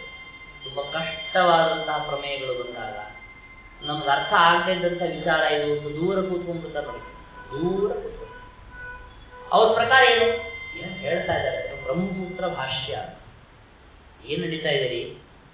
ಬ್ರಹ್ಮಸೂತ್ರ ಭಾಷ್ಯ ನಡೀತಾ ಇದೆ. ಹೌದಾ? ಏನ್ ಬ್ರಹ್ಮಸೂತ್ರ ಭಾಷ್ಯದಲ್ಲಿ ಏನ್ ನಡೀತಾ ಇದೆ? ಬ್ರಹ್ಮಸೂತ್ರ ಭಾಷ್ಯದಲ್ಲಿ ಅದು ಮುಂದೋಗಿ ಕೂತ್ಕೊಳ್ಳಿ, ಗೊತ್ತಾಗುತ್ತೆ. ನಾ ಇವನಲ್ಲ, ನಾನು ಇನ್ಯಾಕೆ ಕೇಳಬೇಕು ಅದಕ್ಕೆ ಅಂತ. ಈ ಥರನೂ ಇರುತ್ತೆ. ಕೆಲವು ಇನ್ನೂ ಬುದ್ಧಿವಂತರಿರ್ತಾನೆ, ಹೇಗಿರುತ್ತೆ ಗೊತ್ತಾ? ಯಾರೋ ಹಾಗೆ ಭಾಗವತ ದ್ವಿತೀಯ ಸ್ಕಂದ ಪ್ರವಚನ ನಡೀತಾ ಇದೆ. ಭಾಗವತ ದ್ವಿತೀಯ ಸ್ಕಂದದಲ್ಲಿ ಇರೋದೇ 10 ಅಧ್ಯಾಯಗಳು. ತೀರಾ 10 ಅಧ್ಯಾಯ ತುಂಬಾ ಕಮ್ಮಿ ಆಗ್ಬಿಡುತ್ತೆ ಅಂತ ಅವ್ರು ಏನ್ ಮಾಡಿದ್ರು, ಈಗೇನೋ 12ನೇ ಅಧ್ಯಾಯ ನಡೀತಾ ಇದೆ. ಈಗ ಇದು ಭಾಗವತ ದ್ವಿತೀಯ ಸ್ಕಂದದ 10 ಅಧ್ಯಾಯ ಇದೆಯಲ್ಲ ಅಂತ ನಾನು ಅಪ್ಪಿತಪ್ಪಿ ಅಂದುಬಿಟ್ಟೆ. ಅಪ್ಪ, ನಿಮ್ ಪುಸ್ತಕದಲ್ಲಿ 12 ಅಧ್ಯಾಯ ಇರ್ಬೋದು, ನಿಮ್ ಪುಸ್ತಕದಲ್ಲಿ 10 ಅಧ್ಯಾಯ ಇರ್ಬೋದು, ನಮ್ಮ ಪುಸ್ತಕದಲ್ಲಿ 12 ದಾಟಿದೆಲ್ಲ, ನೀವೇನು ಹೀಗಂತ ಇದ್ದೀರಿ ಅಂತಂದು. ಪುಸ್ತಕ ಬೇರೆ ಬೇರೆ ಆದ್ರೂ ಅಧ್ಯಾಯಗಳು ಬೇರೆ ಬೇರೆ ಆಗತ್ತೆ ಅಂತ ಅವಾಗ ಗೊತ್ತಾಯ್ತು. ಇದೆಲ್ಲ ಯಾಕೆ ಹೇಳಿ? ಆ ವಿಷಯದಿಂದ ತುಂಬಾ ದೂರ ಇದ್ದವರು ಇರ್ತಾರಲ್ಲ, ಅವರಿಗೆ ಅದರ ಒಳಗಿರುವಂತಹ ವಿಭಾಗಗಳ ಬಗ್ಗೆ ಏನು ಗೊತ್ತಾಗಲ್ಲ.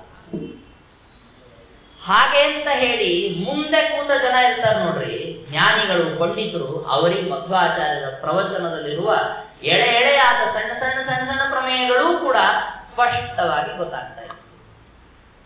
ಇದಕ್ಕೆ ಸೈನ್ಯದ ಉದಾಹರಣೆ ಕೊಡ್ಲ. ಸೈನ್ಯ ಶಿಬಿರದಿಂದ ಹೊರಗೆ ಬರ್ತಾ ಇರುತ್ತೆ. ತುಂಬಾ ದೂರ ಇದ್ದವರು ಇರ್ತಾರೆ ನೋಡ್ರಿ, ಅವರಿಗೆ ಏನೋ ಒಂಥರ ಏನೋ ತಲೆ ತಲೆ ತಲೆ ತಲೆ ತಲೆ ತಲೆ ಕಾಣಿಸ್ತಾ ಇರುತ್ತೆ. ಇದು ಆನೆ, ಕುದುರೆ, ರಥ, ಕಾಲಾಳುಗಳು ಅನ್ನುವ 4 ವಿಭಾಗ ಗೊತ್ತಾಗತ್ತಾ? ಇಲ್ಲ. ಯಾರು ಅದನ್ನು ತುಂಬಾ ಹತ್ತಿರದಿಂದ ನೋಡ್ತಾರೆ ಅವರಿಗೆ ಮಾತ್ರ ಆ ವಿಭಾಗ ಗೊತ್ತಾಗುತ್ತೆ. ಮಹಾಲಕ್ಷ್ಮಿಯ ಬಗ್ಗೆನೂ ಹಾಗೆ. ತುಂಬಾ ದೂರದಿಂದ ನೋಡಿದವರು ಮಹಾಲಕ್ಷ್ಮಿಯ ಸೌಂದರ್ಯವನ್ನು ಗುರುತಿಸಿದ್ರ, ಮಹಾಲಕ್ಷ್ಮಿಯ ಅವಯವಗಳ ಸೌಷ್ಠವವನ್ನು ತಿಳಿದುಕೊಳ್ಳಿಕ್ಕೆ ಅವರಿಗಾಯ್ತಾ? ಇಲ್ಲ.